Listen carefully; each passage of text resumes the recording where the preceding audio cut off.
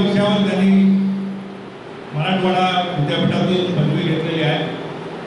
खरं म्हटलं तर मेरिटमध्ये आलेली मुलगी घरच्यांना असं वाटत असतं की कुठेतरी ती डॉक्टर व्हावी, इंजिनियर व्हावी किंवा एखादी IAS ऑफिसर व्हावी. पण असं नसताना त्यांनी स्वतः नाट्यशास्त्रामध्ये एखाद्या कलेमध्ये स्वतःला झोकून दिलं. तर कलेमध्ये झोकून दिलेलं असताना सुद्धा घरच्यांची प्रतिक्रिया काय होती, घरच्यांचं सहकार्य किती होतं. कारण प्रत्येक पालकाला असं वाटत असतं की आपल्या मुलीने किंवा मुलाने शिकावं आणि मग इतर जे काही छंद आहेत ते जोपासावे. पण यांच्या बाबतीत त्यांनी जे ठरवलं ते त्यांना करता आलं आणि त्यांनी जे केलं त्याच्यात त्यांनी व्यवसाय केला पुढे. बरेच वेळा असं होतं की आपण एखादी कला शिकतो, जोपासतो, पण त्याचा आपल्याला नोकरीमध्ये फायदा होत नाही.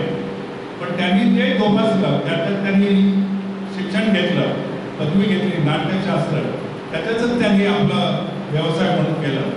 तर या सर्व बाबतीत घरच्यांचं सहकार्य किती आणि तुम्ही तुमच्या विचाराबद्दल ठाम होता का की मला नाट्यशास्त्रातच पदवी घ्यायची आहे. आणि हे सगळं करत असताना त्यांनी तिकडनं मुंबईला यायचं ठरवलं आणि त्या नुसत्या मुंबईला आले नाही तर त्यांचा एक गोतावळा होता.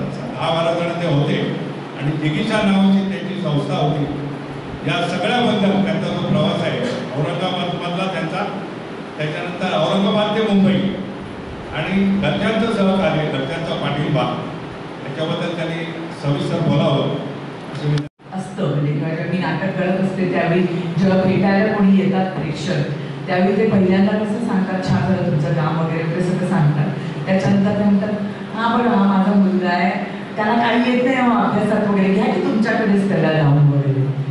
त्यामुळे जनरली काही येत नसलं की नाटक किंवा सिनेमात जावं असा एक समज होता पूर्वी. आता ते तो खूप कमी झाला आहे, पण पूर्वी तसा समज होता आणि मला वाटतं तो समजच कुठेतरी मला वाटत होतं की खोटा ठरवायला पाहिजे. कारण खोटा ठरवायला पाहिजे म्हणजे बेसिकली प्रत्येक गोष्टीत प्रावीण्य मिळवणं ही एक वेगवेगळी गोष्ट आहे. म्हणजे अभ्यासातला हुशार असतो, नाट्यक्षेत्राचा नाट्यक्षेत्रात असतो, संगीताच्या क्षेत्रातला असणारा माणूस संगीताच्या क्षेत्रात हुशार असतो. त्यामुळे ज्याला काही येत नाही त्याने नाट्यात काम करावं असं असू शकत नाही किंवा असं असू नये राहिलं. त्यामुळे मला असं वाटतं की उलट शिक्षित आणि तुम्ही चांगले शिकून जर कोणत्याही व्यवसायामध्ये आलात तर ते खूप काय म्हणतात त्याला की ते खूप चांगल्या पद्धतीने तुम्ही त्या क्षेत्रामध्ये काम करू शकता किंवा तुम्ही चांगल्या पद्धतीने तो व्यवसाय करू शकता.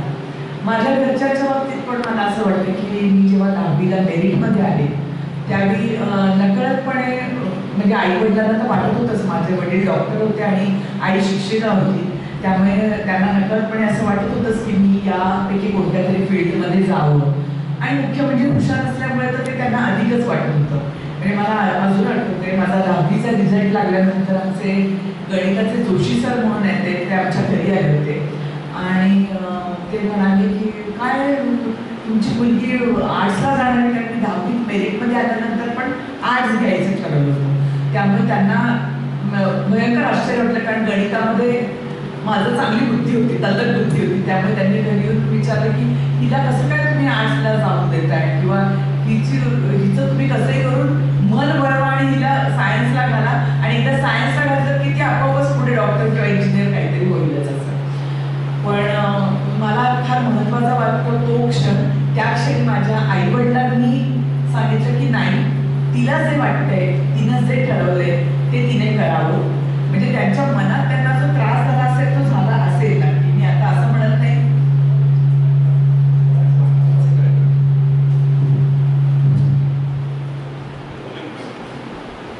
म्हणजे मी असं म्हणत नाही की त्यांना काही त्रास झाला नसेल, कारण आता गंमत मला तेच वाटते की आजपासून जवळजवळ 30-35 वर्षापूर्वीची ही गोष्ट आहे. म्हणजे त्यावेळी कलेला अशी इतकी प्रतिष्ठा पण नव्हती, अशा काळातली ती गोष्ट. म्हणजे आता तरी मला असं वाटतं इतके चॅनल्स आहेत, इतक्या म्हणजे मालिका आपण बघतो एवढ्या आहेत, OTT आले, सिनेमा आहे, इतक्या सगळ्या गोष्टी आहेत. पण त्या काळामध्ये एवढं काही नव्हतं आणि त्यामुळे लोकांना सुद्धा ते तितकं प्रतिष्ठेचं वाटत नव्हतं. नाटकात काम करणं किंवा चित्रपटांमध्ये काम करणं, सिरियलमध्ये काम करणं. आणि अशा वेळी माझ्या आईवडिलांनी ती परमिशन देणं ही खूप महत्त्वाची गोष्ट आहे की तो खूप महत्त्वाचा क्षण आहे असं मला वाटतं. आणि त्यामुळे त्या क्षणाची मी आजसुद्धा खूप त्या क्षणासाठी मी आजसुद्धा खूप कृतज्ञ आहे की त्यांनी तो निर्णय मला घेऊ दिला. म्हणजे याला निश्चितपणे आधीचं बॅकग्राऊंड होतं की मी 5वी 6वीत असल्यापासून मी नाटकात कामं करत होते. म्हणजे मला आठवतं की आमच्या शाळेचं असं एकही नाटक झालं नाही की ज्याच्यामध्ये मी नव्हते. म्हणजे एकदा तर मला आठवतंय की शाळेची आमची घटक चाचणी, म्हणजे तेव्हा युनिट टेस्ट नाही घटक चाचणी म्हणायचे, त्यावेळी आमचा एक बालनाट्य स्पर्धा होती आणि माझ्या शाळेने मला सांगायचं की नाही तू स्पर्धेला जा, आम्ही तुझी आल्यानंतर परीक्षा घेऊ. तर मला वाटते शाळेकडून पण ते तसं पोषक वातावरण मिळालं आणि नकळतपणे मग ती आवड ज्याला आपण म्हणतो ना जोपासत गेलो आम्ही, तो छंद जोपासत गेलो. आणि मग वेगवेगळ्या लोकांच्या नकला करणं, नाटक करणं, हे सगळं हळूहळू मी स्वतः करत गेले. आणि मला लक्षात आलं की घरी सगळे जमल्यानंतर नक्कल करून दाखवली कोणत्याही बाईंची, कोणाची काकाची, मामाची, मावशीची, की ते सगळ्यांना खूप छान वाटायचं. मग त्यावेळी आपल्याला एक लक्षात येतं की अरे आपल्याला जमतंय, याच्यात आपल्याला मजा येते. तर ते कुठेतरी ते काही कोणते डिसिजन घेण्याचं किंवा काही ठरवण्याचं वय होतं असं नाही, पण त्यावेळी जाणवत गेले की अरे ही आपल्यामध्ये आहे कला किंवा ही आपण पुढे जोपासू शकतो, याचं काहीतरी चांगलं करू शकतो. त्यामुळे तसं एकीकडे होत होतं. आणि त्याच दरम्यान आम्हाला म्हणजे नाव जिगीषा हे नंतर आलं, पण आमचा काही कॉलेजमधला एक मित्रमैत्रिणींचा एक असा ग्रुप मिळाला, शाळेतला पण असा एक ग्रुप मिळाला की ज्याच्यामध्ये आम्ही नाटक करत गेलो, वाद्य स्पर्धा करत गेलो, वक्तृत्व स्पर्धा करत गेलो आणि त्यातून ती भीड चेपत गेली आणि त्या गुणांना नकळतपणे खतपाणी मिळत गेलं.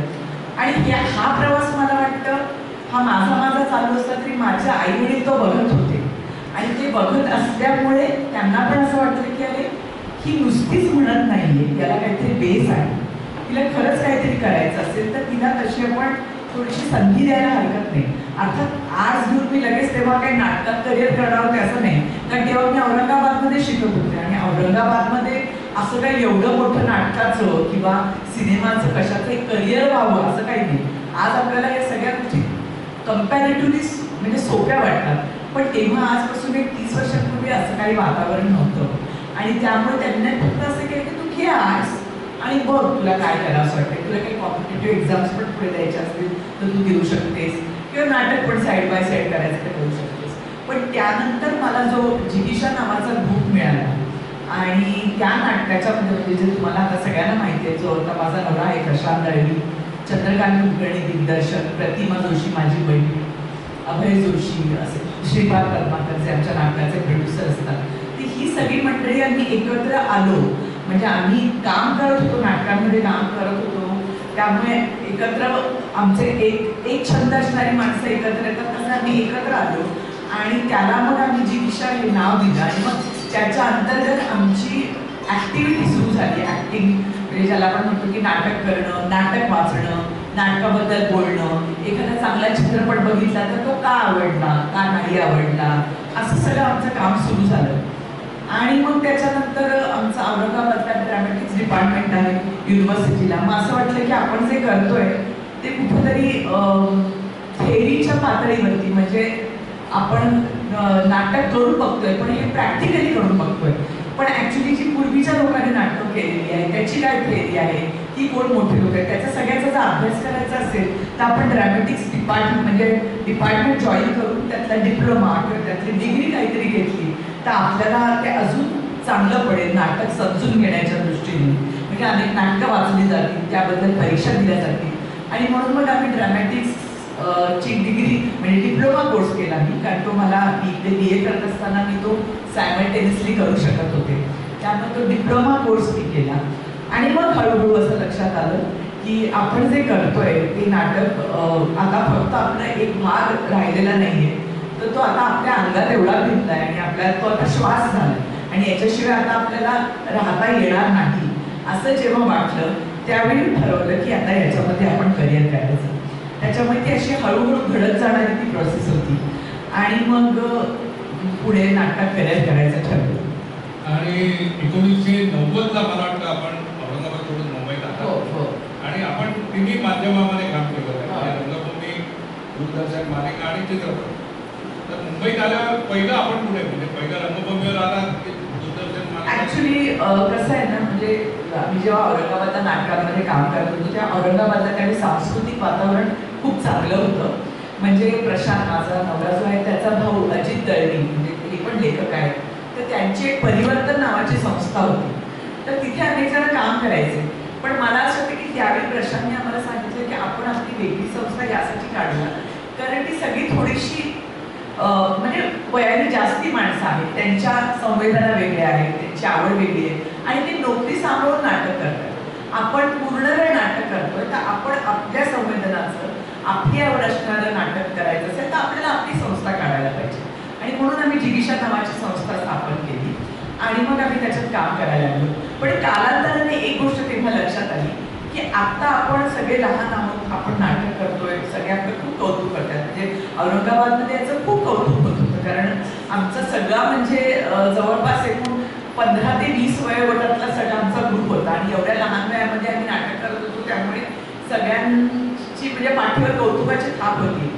पण असं असताना एक दिवस प्रशांतने सांगितलं की आपण इथे काम करतोय, सगळं आपलं कौतुक करतात ते ठीक आहे, पण आपल्याला जर आपण खरंच कोण आहोत किंवा एकूण राज्याच्या पातळीवरती त्या नकाशावर आपण कुठे आहोत किंवा तिथे आपलं नेमकं काय स्थान आहे हे जर आपल्याला बघायचं असेल तर आपल्याला मुंबईला गेलं पाहिजे. कारण इथे आपल्या छोट्याशा याच्यामध्ये ते सगळेच कौतुक करणार कारण बाकी कोणी करत नसतं त्यामुळे कोणी केलं तर त्याचं कौतुकच होतं. पण याच्या व्यतिरिक्त आपल्याला खरंच याच्यात काहीतरी मुसाफिरी करायची असेल, खरंच याच्यात आपल्याला खोल जाऊन पोहून बघायचं असेल तर आपल्याला मुंबईला गेलं पाहिजे असं वाटतं आणि म्हणून आम्ही सगळे मुंबईला आलो. आता तुम्हाला मी ते सांगते की आता आपल्याला हे सगळं सिरियल किंवा म्हणजे मालिका किंवा चित्रपट किंवा आता आपण सगळं OTTने आता सगळ्यांना अगदी हे केलेलं आहे ते हे सगळं आताच आहे. तेव्हा आम्ही मुंबईला आलो ते फक्त नाटकात काम करण्यासाठीच आलो आणि तेव्हा काही कोणाची अशी ज्याला आपण म्हणतो चिठ्ठी चपाटी घेऊन नाही आलो की अरे इकडे जाऊन भेटा किंवा काय. आम्ही ठरवलं आपण जायचं, आपण काम करायचं, आपलं काम लोकांना. कारण शेवटी हे कसं असतं तुम्हाला नाटक किंवा काय कुठे एक चिठ्ठीतून मी चांगलं काम करतो म्हणून सांगू शकत नाही. तुम्हाला प्रत्यक्ष चांगलं काम करावं लागतं. ते काम त्याच्यासाठी तुम्हाला ती संधी शोधावी लागते आणि मिळालेल्या संधीचा योग्य रीतीने वापर करावा लागतो. तर त्यामुळे ती संधी मिळणं फार महत्त्वाचं असतं आणि म्हणून इथे आल्यानंतर म्हणजे मुंबईत आल्यानंतर आम्ही सगळ्यांनी सुरुवात केली ती रंगभूमीपासूनच केली. कारण त्यावेळी रंगभूमी हीच पॅशन होती. त्यावेळी बाकी कोणतंच डोक्यात नव्हतं. म्हणजे जे करायचं ते नाटकात करायचं आणि छान पद्धतीने करायचं, नवीन आशयाची नवीन विषयाची नाटकं करायची, आपण स्वतःला त्याच्यामध्ये आजमावून बघायचं असंच त्याच्यात डोक्यात होतं. आणि आमचं चांगली गोष्ट आमच्या म्हणजे आमच्याकडे आमचा लेखक होता प्रशांत दळवी, दिग्दर्शक चंद्रकांत कुलकर्णी, आमचं श्रीपाद पद्माकर आणि जितेंद्र कुलकर्णी आमचे मॅनेजमेंट बघणारे होते. त्याच्यानंतर प्रतिमा जोशी माझी बहीण मी आम्ही हे काम करणारे होतो. त्यामुळे असा आमचा वेगळ्या प्रकारे तो मास्टर ग्रुप ज्याला आपण म्हणतो तसे आम्ही सगळेजण इथे आलो म्हणजे मुंबईत आलो. मला असं वाटतं की मुंबईला खूप जण आले ॲक्च्युली, मुंबईला अनेक ठिकाणांहून अनेक जण आले. पण अशा प्रकारे मला असं वाटतं की ग्रुपच्या ग्रुप कम्प्लीट त्याचं एका गावाहून दुसरीकडे स्थलांतर होणं हे मला तरी फार कुठे इतिहासात तेवढं ऐकिवत नाही. म्हणजे असेल तर मला माहिती नाही, असेल तर कदाचित माझं ते अज्ञान असेल, पण असं ऐकिवत नाही की असा पूर्णच्या पूर्ण एक मास्टर ग्रुप औरंगाबादहून तिकडे मुंबईला स्थलांतरित होतो आणि प्रत्येक जण आपापल्या क्षेत्रामध्ये मुसाफिरी करतो आणि काहीतरी नाव कमवण्यासाठी धडपड करतो आणि कालांतराने तो त्याच्यात जम बसवतो. मला वाटतं असं काहीच ते नोकरी केली. हो हो नाही आल्यावरती त्यांनी नोकरी केली, चंदूने नोकरी केली. ते कारण त्याचं थोडंसं असं होतं मला वाटतं. अनेकदा आपण जेव्हा काम करण्यासाठी आता मला आठवतंय मी जेव्हा सुरुवातीला काम करायला लागलं तेव्हा असेच माझ्या वयाचे पण अनेक जण मला भेटायचे आणि म्हणायचे की मला या फील्डमध्ये काम करायचंय, हे करायचंय, तुम्ही माझं नाव सजेस्ट करा, हे करा. पण गंमत काय असते माहिती आहे, आणि मग ते नाही मिळालं की निराश होतात, मग परत गावी निघून जातात. तर या गोष्टीचं कुठेतरी मला असं वाटतं की हे जर टाळायचं असेल थोडंसं तर सुरुवातीला म्हणून प्रशांत नोकरी घेऊन याच्यासाठी आला की थोडंसं एक आर्थिक तुम्हाला पाठबळ असलं तर तुमची पॅशन पण तुम्ही जपू शकता. नाहीतर अनेकदा मग पैसा नाही, हे नाही आहे, त्यामुळे तुम्ही एकतर कोणतेही काम निवडता मग तुम्हाला चॉईस राहत नाही, फक्त पैसेच हवा किंवा पैसा हवा म्हणजे तुम्हाला जगण्यासाठी पैसा आवश्यकच असतो, सगळ्यांनाच आवश्यक असतो, पण तो आहे म्हणून मग जे समोर येईल ते काम घेणं, मग त्याच्यात चांगल्या वाईटाचा विचार न करणं असं होण्याची शक्यता असते. त्यामुळे मुद्दाम सुरुवातीला येताना ते नोकरी घेऊन आले की जेणेकरून थोडंफार होऊन आपल्या नोकरीतून एक पाठबळ राहील आणि मग आपण आपल्या आवडीचं चॉईसचं काम करू शकतो, असं कुठेतरी त्याच्या पाठीमागे भूमिका होती आणि म्हणून तो मुद्दाम पहिल्यांदा लोकसत्तात नोकरी घेऊन. तुम्ही आता चॉईसचा विषय काढला, तुमच्याकडे जेव्हा पहिलं नाटक आलं, मला वाटतं लग्न, हो पहिलं नाटक कांचन नाही यांचं कमलाकर सारंग, तर त्यावेळी नाटक पहिलं आल्यानंतर तुम्हाला काय असं वाटलं का आतून संहिता चांगली आहे किंवा ग्रुप चांगला आहे? निश्चितपणे, कारण मला असं वाटतं की जयवंत दळवींनी लिहिलेलं नाटक होतं ते लग्न, आणि कमलाकर सारंग ते डिरेक्ट करणार होते. आणि कमलाकर सारंगबद्दल म्हणजे मी त्यावेळी काय बोलावं, कारण त्यावेळी सगळी सखाराम बाइंडरपासून लालन सारंग त्यांचं पूर्ण एक तप त्यांनी सगळं काम केलं होतं. आणि इनफॅक्ट माझ्यासाठी ती सुवर्ण संधी होती असं मी म्हणू शकेन, कारण नाटकात मोजून 4 ते 5 काम करणारे म्हणजे सारंग काका म्हणजे कमलाकर सारंग, लालन सारंग, स्वाती चिटणीस, मी आणि दीपक देऊळकर. त्यामुळे माझ्यासाठी म्हणजे याच्यापेक्षा मी अजून काही चांगलं मागू शकत नव्हते, इतकं सगळं. कारण लेखक जयवंत दळवीसारखे, दिग्दर्शक कमलाकर सारंगांसारखे, आजूबाजूची सगळी कास्ट, लालनताई, स्वाती चिटणीस, सगळे छान मस्त की ज्यांच्यावर आपण काम करण्याचं कधीतरी नक्कीच विचार केलेला असतो किंवा त्यांची नाटकं बघत आपण मोठे झालेले असतो, अशी लोक सगळी आजूबाजूला होती. त्याच्यामुळे त्या संहितेसाठी जेव्हा मला विचारलं त्यावेळी मी नाही म्हणण्याचा प्रश्नच नव्हता. इनफॅक्ट मला अशी संधी चालून आली असं मी म्हणेन, आणि ती संधी अशी चालून आली मला मुद्दाम सांगावं वाटतं. मी तेव्हा ह्याला आपलं एक नाटक काय म्हणतात त्याला, नॅशनल स्कूल ऑफ ड्रामानी फेस्टिवल केला होता, त्याच्यासाठी एक दगड का माती म्हणून मी नाटक केलं होतं. आणि त्या नाटकाचा छबिलदास म्हणून मुंबईला जी संस्था आहे त्यांनी प्रयोग ठेवला होता, प्रायोगिक संस्था. आणि तो प्रयोग कमलाकर सारंगांचा मुलगा राकेश सारंग, जो आता अनेक टेलिव्हिजनचा निर्माते जे आहेत त्यातला तो एक आहे राकेश सारंग, त्यांनी ते नाटक बघितलं आणि त्यांनी कमलाकर सारंगांना माझं नाव सुचवलं. त्यामुळे काय म्हणतात त्याला, ती संधी अशी चालून आली आणि ती अशी संधी होती की मी नाकारण्याचा प्रश्नच नव्हता. आणि मला वाटतं या नाटकामुळे, या नाटकाचे जे प्रोडक्शन मॅनेजर दादा गोडकर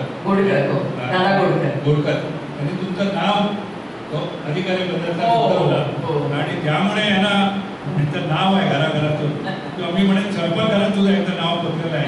त्या दामिनी मालिका त्या दादा गोडकर तुम्हाला मिळाली. तर आता दामिनीबद्दल बरंच बोलण्यासारखं आहे.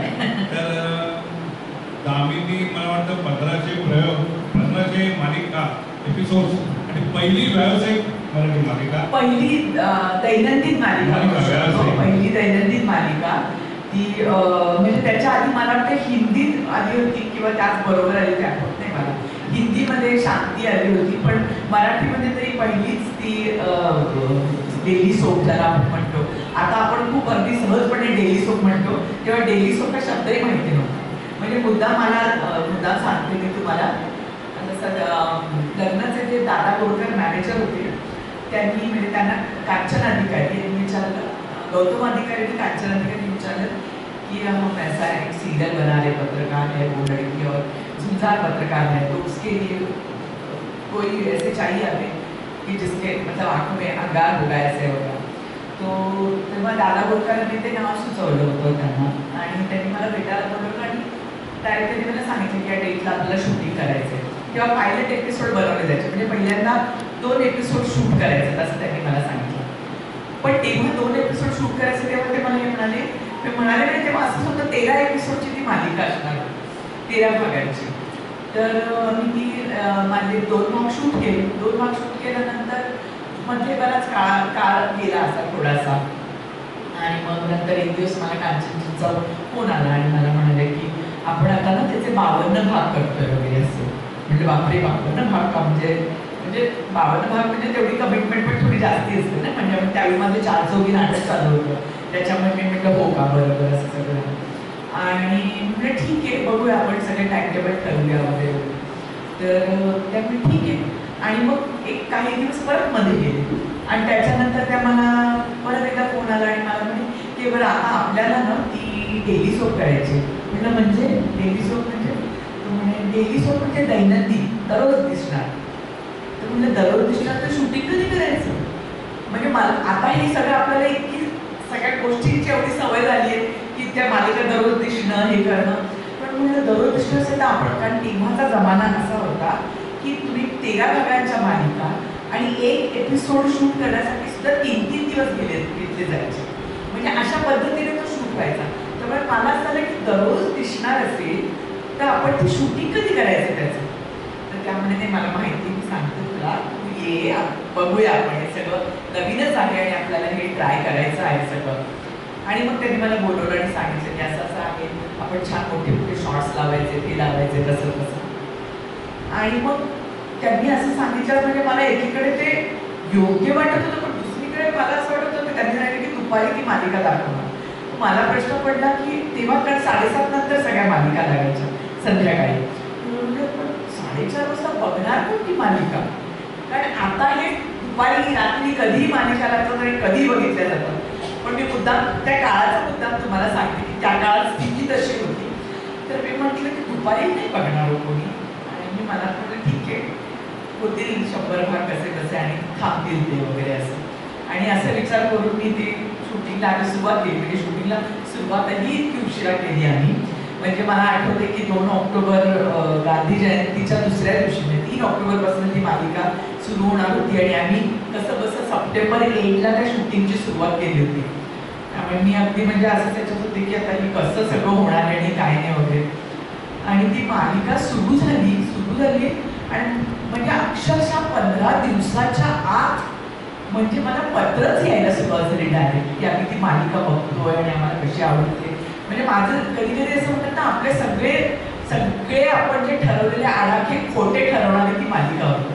म्हणजे मला असं कधी वाटतच नाही की त्याचे एवढे एपिसोड्स होतील, ते नुसते होतीलच नाही, ते एवढे बघितले जातील, ते लोकांना एवढे आवडतील, त्याची आत्तापर्यंत लोकांच्यात ओळख असेल, हे मला कधीही वाटलं नव्हतं. आणि सगळं अजूनही आठवलं तरी ते मला कधी कधी स्वप्नासारखंच वाटतं. कारण की काही गोष्टी, आणि एकच गंमत त्याच्यातली अशी आहे की काही गोष्टी मध्ये आपल्या आडाखे चुकण्याची मजा असते ना, ती मजा मात्र मी घेतली असं म्हणू शकते मी. कारण आज अजूनही मागे वळून बघताना की आज अजूनही कोणीही भेटलं तरी मी त्याच्यानंतर अनेक गोष्टी केल्या असतील किंवा अनेक रोल केले असतील, पण माझी पहिली ओळख सगळेजण दामिनी म्हणूनच करून देतात, ही त्यातली गंमत. तर या दामिनीमध्ये असा एकही कलाकार काय याने काम नाही केलं. त्यातला एक 5 कलाकार फक्त तुमच्या आठवणी त्यांच्यावर काम करताना प्रिया तेंडुलकरनी काम केलं आहे. त्याच्यानंतर लक्ष्मीकांत बेर्डे आणि रमेश भाटकर, लालन सारंग, डॉक्टर गिरीश शोक यांच्याबद्दल एक 2-2 वाक्यात सांगा. गिरीश शोकांचा, डॉक्टर गिरीश शोकांचा एक किस्सा सांगते मी. किस्सा नाही, गंमत. म्हणजे मला आठवतं आम्ही कुठेतरी सोलापूरला किंवा काहीतरी एका फंक्शन, तो एका वेगळ्या फंक्शनला जात होता, मी एका वेगळ्या फंक्शनला जात होते ॲक्च्युली. आणि तेव्हा नुकतंच त्यांनी दामिनीमध्ये काम केलं होतं. म्हणजे तर मला म्हणाले की प्रतीक्षा आताच, मी तेव्हा मी नव्हते दामिनीत ॲक्च्युली, शेती काम करत होती ते. म्हणजे माझी मुलगी जी दाखवली होती ती करत होती. पण ते मला म्हणाले की प्रतीक्षा आताच मी दामिनीमध्ये काम केलं आणि मला तुझी अक्षरशः माफी मागावी शकते. काय झालं तर म्हणजे नाही, मी जेव्हा दामिनी सुरू झालं त्यावेळी मी म्हणे एवढ्या शिव्या दिल्या होत्या दामिनीला, काय हे सिरियलचं सगळं खराब करून टाकणार आणि काय दररोज शूटिंग करणार, हे करणार आणि कोण ते बघणार, काय असं चुकीचं सगळं. पण मला लक्षात आलं म्हणे की मी आत्ता दामिनी केलं आणि मला जे सगळे ओळखतायत म्हणे, म्हणजे मी इतकी वर्ष नाटक करतोय पण मला जे लोक ओळखत नाहीत किंवा जे लोक ज्यांना मी माहिती नाही असे सगळे लोक येऊन मला दामिनी तुम्ही काम करताना म्हणून म्हणतात. त्यामुळे मी जे दामिनीला शिव्या दिल्या असतील ते सगळं मी मागे घेतो आणि तुझी जाहीर माफी मागतो की मी चुकून असं बोललो म्हणून. कारण मला, मी एवढं काम करू नये, मला जर कोणी ओळख दामिनीमुळे देत असेल तर थोडक्यात त्या सिरियलचं ते यश आहे. त्यामुळे अशी एक वेगळीच प्रतिक्रिया मला डॉक्टर गिरीश शोकांकडून मिळाली. त्याच्यानंतर भाटकरांची गंमत मी सांगू शकते. गंमत आहे ती, एवढंच म्हणेन मी. जेव्हा भाटकरांशी माझं त्या सिरियलमध्ये लग्न झालेलं दाखवलं होतं. तर त्याच्यानंतर ज्या घरामध्ये आम्ही असतो तिथे असं अनेकदा मला फोन यायचे, म्हणजे दामिनीला फोन यायचे की कलेक्टर ऑफिसमधून फोन आहे, इकडून फोन आहे, इथे मोर्चा न्यायचा आहे किंवा काय वगैरे वगैरे वगैरे. तर एकदा असं मी बोलत असताना भाटकर ना पाठीमागे फडकं घेऊन असं फर्निचर पुसायला लागले वगैरे. तर आमचा डिरेक्टर म्हणाला की काय क्या कर रहे आप, क्या कर रहे हो? हिंदी होता तो डायरेक्टर. क्या कर रहे भाटकर साहब, आप क्या कर रहे हो? तो बोले नहीं अभी दामिनी सब कुछ करेगी तो मुझे तो यही काम करना पडेगा. त्याच्यामध्ये गमतीचा भाग आहे, पण थोडक्यात ते दामिनीचं गारण लोकांवरती खूप असल्यामुळे तर तसंच लिहून पण यायचं आणि तसंच काम यायचं. आणि भाटकरांसारखे सिरियल नटांना असं वाटलं की अरे हे सगळं हीच करते, तर मी आहे कशाला, मी करतो आपल्या घरातलं काम सगळं. अशी त्याची गंमत आहे थोडीशी. मग प्रिया तेंडुलकर, प्रियाची माझी थोडी आधी पण ओळख होती थोडीशी. आम्ही बाशू चक्रवर्तीकडे काम केलं होतं आणि ती मला नेहमी म्हणायची की म्हणजे अगदी सुरुवातीपासून तिचं मात्र म्हणणं होतं की कारण तिने रजनी केलेलं असल्यामुळे तिला या सगळ्याची कल्पना होती. त्यामुळे तिने मला अगदी सांगितलं होतं की हे नीट कर ना तू, आणि तू सगळीकडे जा, कार्यक्रमाला जा, याला जा, त्याला जा, कारण हे तुझ्या आयुष्यात मोठं ठरणार आहे. आणि म्हणजे मला तेव्हा असे कधी प्रश्न पडायचे की अरे असं करेल का ही पत्रिका, हे असं करेल का, तसं करेल का, ते हे जरा चुकीचं वाटतं असं मला तेव्हा वाटायचं की असे प्रश्न. तेव्हा ते मला की ते सगळे प्रश्न बाजूला ठेवतो, तुझी ही भूमिका गाजणार आहे आणि हे खूप महत्वाचं एक म्हणजे लँडमार्क ठरणार आहे. तर तू ह्या सगळ्या छोट्या छोट्या गोष्टींकडे दुर्लक्ष कर आणि फक्त तुझं काम कर. तुला सगळं त्याच्यात पुढे आयुष्यात तुला आयुष्यभर हा रोल पुरून उरणार आहे. आणि मला असं वाटतं की तिचे ते अनुभवाचे गोल होते, त्यामुळे ते खरे ठरले असावे. लालन सारंगांच्या बाबतीत कसं आहे की म्हणजे मी त्यांच्याबरोबर आधी पण लालन सारंगांच्या बाबतीत कसं आहे ना, मी आधी त्यांच्यावर लग्न नाटक पण केलं होतं. त्याच्यामुळे त्यांच्याशी माझी खूप आधीपासूनच आमचं खूप छान नातं होतं. आणि म्हणजे मी त्यांनी मला ॲक्च्युली खूप प्रेमाने म्हणजे मुलीसारखंच म्हणू शकतो, त्यांनी खूप मला प्रेमाने खूप जेवणं म्हणजे खूप जेवायला घातलंय, खूप माझ्या आवडीचे पदार्थ करून दिलेले आहेत. आणि काय म्हणतात त्याला, त्यांच्याकडे त्यांनी मला अनेक स्वयंपाकातल्या पण अनेक गोष्टी शिकवल्या. त्यामुळे त्यांचं आणि माझं सिरियलपेक्षा खूप घरगुती खूप नातं जवळचं होतं असं. आणि लक्ष्मीकांत बेर्डे, त्यांच्याबरोबर माझा सीन नव्हता काय, नाही दामिनीत माझं काम केलं होतं ना. हो केलं होतं, पण माझा त्यांचा सीन नव्हता, मला नाही आठवत सीन. दामिनी आल्यानंतर अशाच प्रकारच्या भूमिका असलेल्या संहिता तुमच्या घरी येऊन पडल्या, तर त्याला तुम्ही कसा न्याय दिला किंवा त्याला काय त्या निर्मात्यांना काय उत्तर दिली? आपल्याकडे हे असतंच मला वाटतं, जेव्हा तुमचा एखादा रोल गाजतो किंवा तो लोकांना आवडतो त्यावेळी सगळ्यांना वाटते की आता अशाच भूमिका यांना विचाराव्यात की जेणेकरून लोकांना ते आवडेल. पण गंमत तीच असते की जेव्हा एखादी गोष्ट यशस्वी होते लोकांना वाटतं त्याचा फॉर्म्युला झाला, पण यशस्वी गोष्टींचा कधीच फॉर्म्युला होत नाही आणि तो फॉर्म्युला तोडायचाच असतो असं मला वाटतं. कारण की असं बघितलं तर बघा ना, किती यशस्वी झालेले चित्रपट त्यांनी तसेच परत बनवायचा प्रयत्न केला तर त्याला कधी यश मिळालेलं नाही. त्यामुळे सगळ्यांना असं मनापासून वाटत होतं की परत असेच रोल म्हणजे मला चित्रपटांची आठवते. माझ्याकडे आता परवा मुलाखतीत पण एका आमचं बोलणं झालं, जवळजवळ 11-12 स्क्रिप्ट माझ्याकडे अशा आल्या होत्या की ज्याच्यामध्ये मी काहीतरी धडा शिकवतीये, काहीतरी म्हणजे कोणाला तरी घरच्या कोणीतरी काहीतरी चुकीचं वागलं असेल त्याला धडा शिकवतीये, कधीतरी समाजात काहीतरी धडा शिकवतीये, याला पत्नीवर आणखी, असं सगळ्या वेगवेगळ्या प्रकारच्या म्हणजे एकाच प्रकारच्या वेगवेगळ्या विषयाच्या स्क्रिप्ट होत्या. पण त्यावेळी मला मनापासून असं वाटलं की मी इतकी वर्ष म्हणजे 2.5 वर्ष मी जवळजवळ दामिनी केलं, त्याच्यानंतर जर मला आता काही करायचं असेल तर ते वेगळं केलं पाहिजे. कारण शेवटी नेहमी कोणत्याही कलाकाराची अशी भूक असते मला वाटतं, मी म्हणून नाही कोणताही कलाकार असेल त्याला नेहमी वेगवेगळ्या भूमिका करायच्या वाटतात आणि वेगवेगळ्या भूमिकातून आपण लक्षात राहतो. म्हणजे एक भूमिका तुम्हाला एक चेहरा घेऊन देते, अस्तित्व देते छान, तशी ती दामिनीची भूमिका होती. पण सतत मी परत दामिनीच्याच भूमिका केल्या तर मला नाही वाटत लोकांना ते काही काळाने त्याचा कंटाळा येणारच आणि कलाकाराला त्याच्यातून कधी मला नाही वाटत समाधान मिळेल. त्यामुळे मी त्यापैकी एकही स्क्रिप्ट मी त्याच्यातली केली नाही. आणि इनफॅक्ट मला आठवतं मी इतका छोटासा वेगळाच रोल केला जो मला माहिती असेल. मी विजय कदमांनी सोंगाड्या बाजा म्हणून एक सिरियल केली होती. त्याच्यात सोंगाड्याच्या आयुष्यावरती ती होती आणि त्याच्या बायकोचा रोल मी केला होता. म्हणजे छोटं होतं ते, 13 भागांचीच होती मालिका, पण मला ती खूप छान वाटलं की तिचं कसं आयुष्य असू शकतं. एखाद्या म्हणजे गावगावून फिरणारा एक सोंगाड्या, त्याच्या वाट्याला आलेलं आयुष्य आणि त्याच्यावर त्याच्या पत्नीची झालेली अवस्था, असा तो रोल होता आणि तो मी केला होता. कारण मला मनापासून वाटत होतं की आता मी काहीतरी वेगळं करायची गरज आहे. आणि लोकांना आवडतं वगैरे असं म्हणण्यात तसा अर्थ नसतो, कारण तुम्ही काही चांगलं केलं, नवीन केलं म्हणजे लोकांना उगाच अंडर एस्टिमेट करायची गरज नसते. तुम्ही चांगलं केलं, वेगळं केलं, काहीतरी प्रयत्न करून बघितला तर लोकांना तो निश्चित आवडत असतो आणि त्यामुळे लोकांवरती आपण तेवढा विश्वास ठेवायला पाहिजे असं मला वाटतं. आणि मला वाटतं दामिनीमुळे तुमच्यामध्ये एक आत्मविश्वास आला. 1500च्या वर एपिसोड झाले. हो, नाही झाले 1500च्या वर एपिसोड, पण मी ऍक्च्युली त्याचे 585 एपिसोड केले. माझ्यानंतर ती माझी मुलगी जी दाखवली क्षिती जो, तिने माझ्यापेक्षा खरं तर जास्ती एपिसोड्स केले. पण माझी ती सुरुवात आणि माझंच नाव त्याला असल्यामुळे माझ्या नावावरती ती सिरियल लागली असं म्हणू शकतो. मला वाटतं रोहिणी निनामे हो, तिने लिहिली कांचन अधिकारी. हो हो, मला त्यांची कमाल वाटते 1500 एपिसोड्स लिहायचे. अगदी अगदी बापरे, खूपच मोठं काम आहे ते.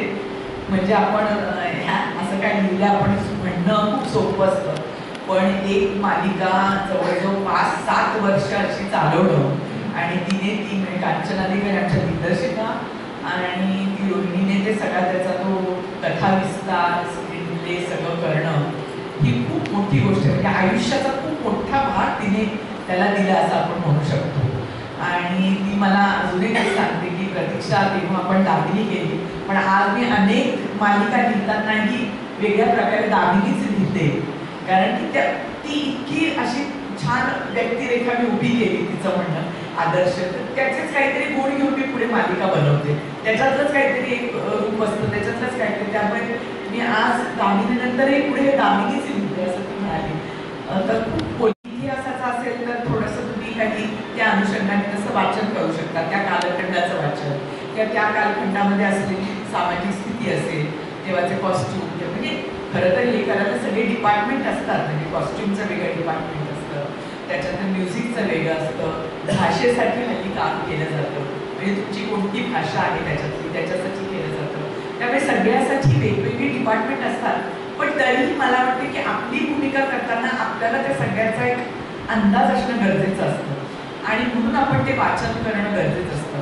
पण फक्त वाचन असं नाही, मला वाटतं नटाने किंवा अभिनेत्रीनं नेहमी सजग असणं गरजेचं आहे असं मला वाटतं. म्हणजे आज मी इथे असले तरी माझं एक हे जागृत असतो आणि मी ऑब्झर्व करत असतेच, लोकांना ऑब्झर्व करत असते, निरीक्षण करत असते.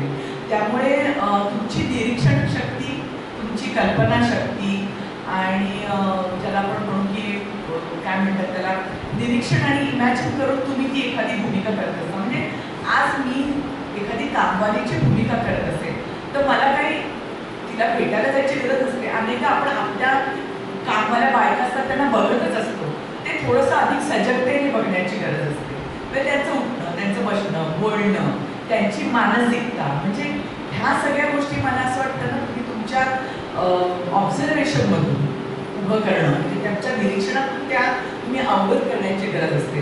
प्रत्येक वेळी काय तुम्ही ते वाचन करता असं नाही, तुम्ही जिथे जाता, ज्या ठिकाणी जाता, तिथे मला वाटतं तुमचं सतत एक अँटेना ज्याला आपण म्हणतो तो असा जागा ठेवला पाहिजे. तो म्हणजे की अरे हां, मी एखाद्या शाळेच्या फंक्शनला गेले, मी अक्षरशः म्हणजे एखाद्या बारशाच्या ठिकाणी गेले, वाढदिवसाला गेले, तरी मला इतकी माणसं भेटत असतात, इतक्या लोकांच्या तऱ्हा मला कळतात. मग त्यांच्या बोलण्याच्या सवयी, त्यांच्या बोलण्याच्या ढब किंवा एखाद्याची चालण्याची ढब, एखाद्याची बोलताना होणारी विशिष्ट हातवारे असतील, या सगळ्या गोष्टी मला वाटतं तुम्ही फक्त भूमिका तुमच्याकडे आली की करावं असं नाही, तर तुम्ही हे सतत तुमचं चालू असलं पाहिजे.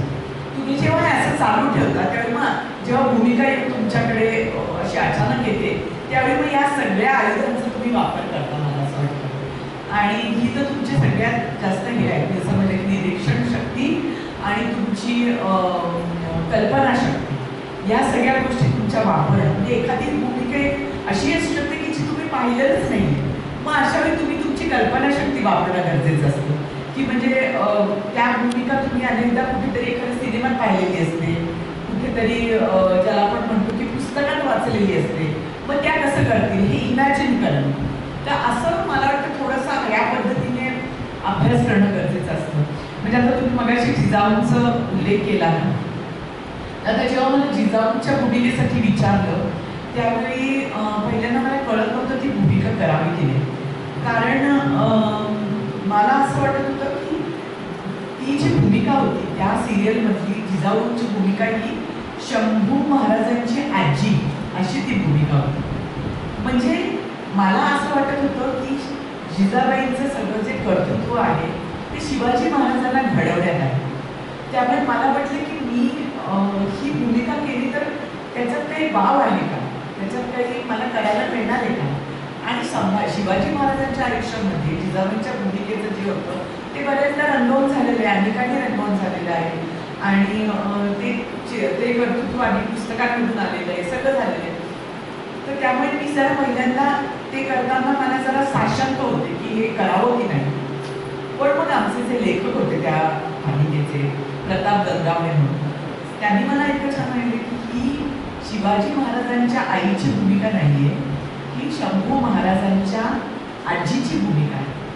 त्यामुळे शिवाजी महाराजांच्या आयुष्यात त्यांनी जे कर्तृत्व केलेलं आहे ते आहेच, पण आज शंभू महाराजांना सईबाई गेल्यानंतर, सई आऊसाहेब गेल्यानंतर फार कमी वयामध्ये त्या गेल्या आणि त्याच्यानंतर सगळं जिजाबाईंनी त्यांना वाढवलं. त्यामुळे त्यांना घडवण्यामध्ये जिजाबाईंचा तेवढाच हात आहे आणि त्यामुळे त्यांच्या कर्तृत्वामध्ये जिजाबाईंचा तेवढाच सहभाग असणार आहे. आणि मुख्य म्हणजे आजीची मायाही त्याच्यामध्ये असणार. मग मला ते खूप इंटरेस्टिंग वाटलं आणि म्हणून मी ती टिपिकल नुसती एक कर्तृत्ववान स्त्री असण्यापेक्षाही मग मी जिजाबाईंचे अजून वेगळ्या त्याच्यात की आजीची माया असेल किंवा या सगळ्या ज्या सुना असतील त्या सुनांना कधीतरी काय म्हणतात त्याला रागावणं, पण कधीतरी पदराखाली घेणं, पूर्ण घराला एकत्र ठेवणं, म्हणजे ह्या ज्या बाई म्हणून पण त्यांच्या ज्या क्वालिटीज आहेत त्या पण त्याच्यामध्ये कशा आपल्याला हे करता येतील. आणि म्हणून जिजाबाई ही कोणती परकी वाटण्यापेक्षा ती एक हाडामासाच्या त्या आहेत, त्या माणूस म्हणून कशा आहेत हे पण मला त्याच्यातलं खूप महत्त्वाचं वाटलं. आणि त्यामुळे मी तशा बाकी सगळा रिसर्च आणि हे तर मला गंगावणे सरांनी दिलंच होतं. त्यांनी सगळी सांगितलीच होती की कसं जिजाबाई कोणत्या वातावरणातून आल्या आणि घरामध्ये झालेले त्यांच्या खून आणि त्याच्यातून त्या आल्या आणि त्यामुळे त्यांना कशी स्वराज्य झालंच पाहिजे हे कसं त्यांनी 6व्या वर्षापासून शिवाजी महाराजांवरती बिंबवलं. तर हे सगळं त्यांनी मला सगळं रिसर्च दिलाच, पण त्याच्याबरोबर मला असं वाटतं की माणूस म्हणून पण हे जे आहे ते पण मला खूप महत्त्वाचं वाटलं की आजीचं प्रेम असेल, सुनांवरचं प्रेम असेल, घराला एकत्र बांधून ठेवणं असेल आणि मग मला ती भूमिका अजून चांगल्या पद्धतीने करता आली. आणि म्हणून मला वाटतं 4-5 महिने मी ती केली असेल, पण ती खूप लोकांना आवडली आणि खूप काय म्हणतात त्याला त्याच्याबद्दल खूप लोकांनी मला पत्रांनी फोननी सगळ्यांनी कळवलं की ती आम्हाला खूप आवडली. आणि म्हणजे प्रत्यक्ष जिजाबाई कशा आम्ही पाहिल्या नाही, पण आम्हाला तुम्हीच आहात असं वाटतं. ही मला वाटतं त्याच्यासाठी मिळालेली मोठी पावलं. मागे नेतो मी लग्न पहिलं नाटक केलं, त्याच्यानंतर मला वाटतं 4 चौघी केलं. 4 चौघी नाटकाबद्दल तुमच्याच यजमानाने नाटक लिहिलं होतं. आता एक नाजूक प्रश्न असा आहे की यजमान ज्यावेळी तुमचं नाटक लिहितात तुम्ही त्याच्यात काम करता. माझं नाटक नाही लिहितो, त्याचं नाटक लिहितात, मी त्यांचं नाटकात काम करता. तुम्ही ज्यावेळी इतर नाटककार जे लिहितात नाटक त्याच्यात काम करता त्याच्यामध्ये जास्ती कम्फर्टेबल तुम्ही कुठे असता? मला नाही वाटत असं असू नये. तुमचं चर्चा होत असेल ना तरी नाही, लिहिल्यानंतर वाचून डेफिनेटली दाखवलं होतं. आणि ते काय म्हणतात त्याला असं तर फक्त म्हणजे त्याच्यात तरी मी काम केलं, पण मी काम केलं नाही त्याच्या नाटकामध्ये. कारण त्यांनी असे अनेक नाटकं लिहिले, त्यांनी काही फक्त म्हणजे 4 चौघी लिहिले असं नाही, त्यांनी ध्यानीमध्ये लिहिलं आहे, त्यांनी सेलिब्रेशन लिहिले, आता संध्या छाया आहे, चाहूल लिहिले त्यांनी, पण मी त्याच्या 4 चौघीमध्येच काम केलं ॲक्च्युली. तर नाटक जेव्हा लिहिलं जातं तेव्हा ते निश्चितपणे वाचून दाखवलं जातं. मला वाटतं हे जेव्हा आपण एका फील्डचे असतो त्यावेळी ती खूप तुम्हाला मिळालेली उपलब्धी असते असं मला वाटतं. म्हणजे आज मला सुद्धा कोणताही रोल आला तर मी तो रोल घ्यावा की नाही याच्याबद्दल माझ्या मनात जर शंका असेल तर मी त्याच्याशी ते बोलू शकते. आणि आपण बोलतो की म्हणजे मला असं वाटतंय की ह्याच्यात या प्लस पॉईंट आहेत पण हे मायनस पॉईंट आहेत पण हे असं असं होईल वाटते. तर त्याच्यातून चर्चांमधून अनेकदा आपल्याला लेआउट मिळतो. तसं काहीच असतं की जेव्हा तुम्ही फील्डमध्ये असता तेव्हा तुम्ही एकमेकांना खूप चांगल्या पद्धतीने समजावून घेऊ शकता आणि काय प्रॉब्लेम आहे ते तुम्हाला कळतं. हे जर कोणी बाहेरच्या क्षेत्रातलं असेल तर त्याला कदाचित तेवढे बारकावे समजणार नाही.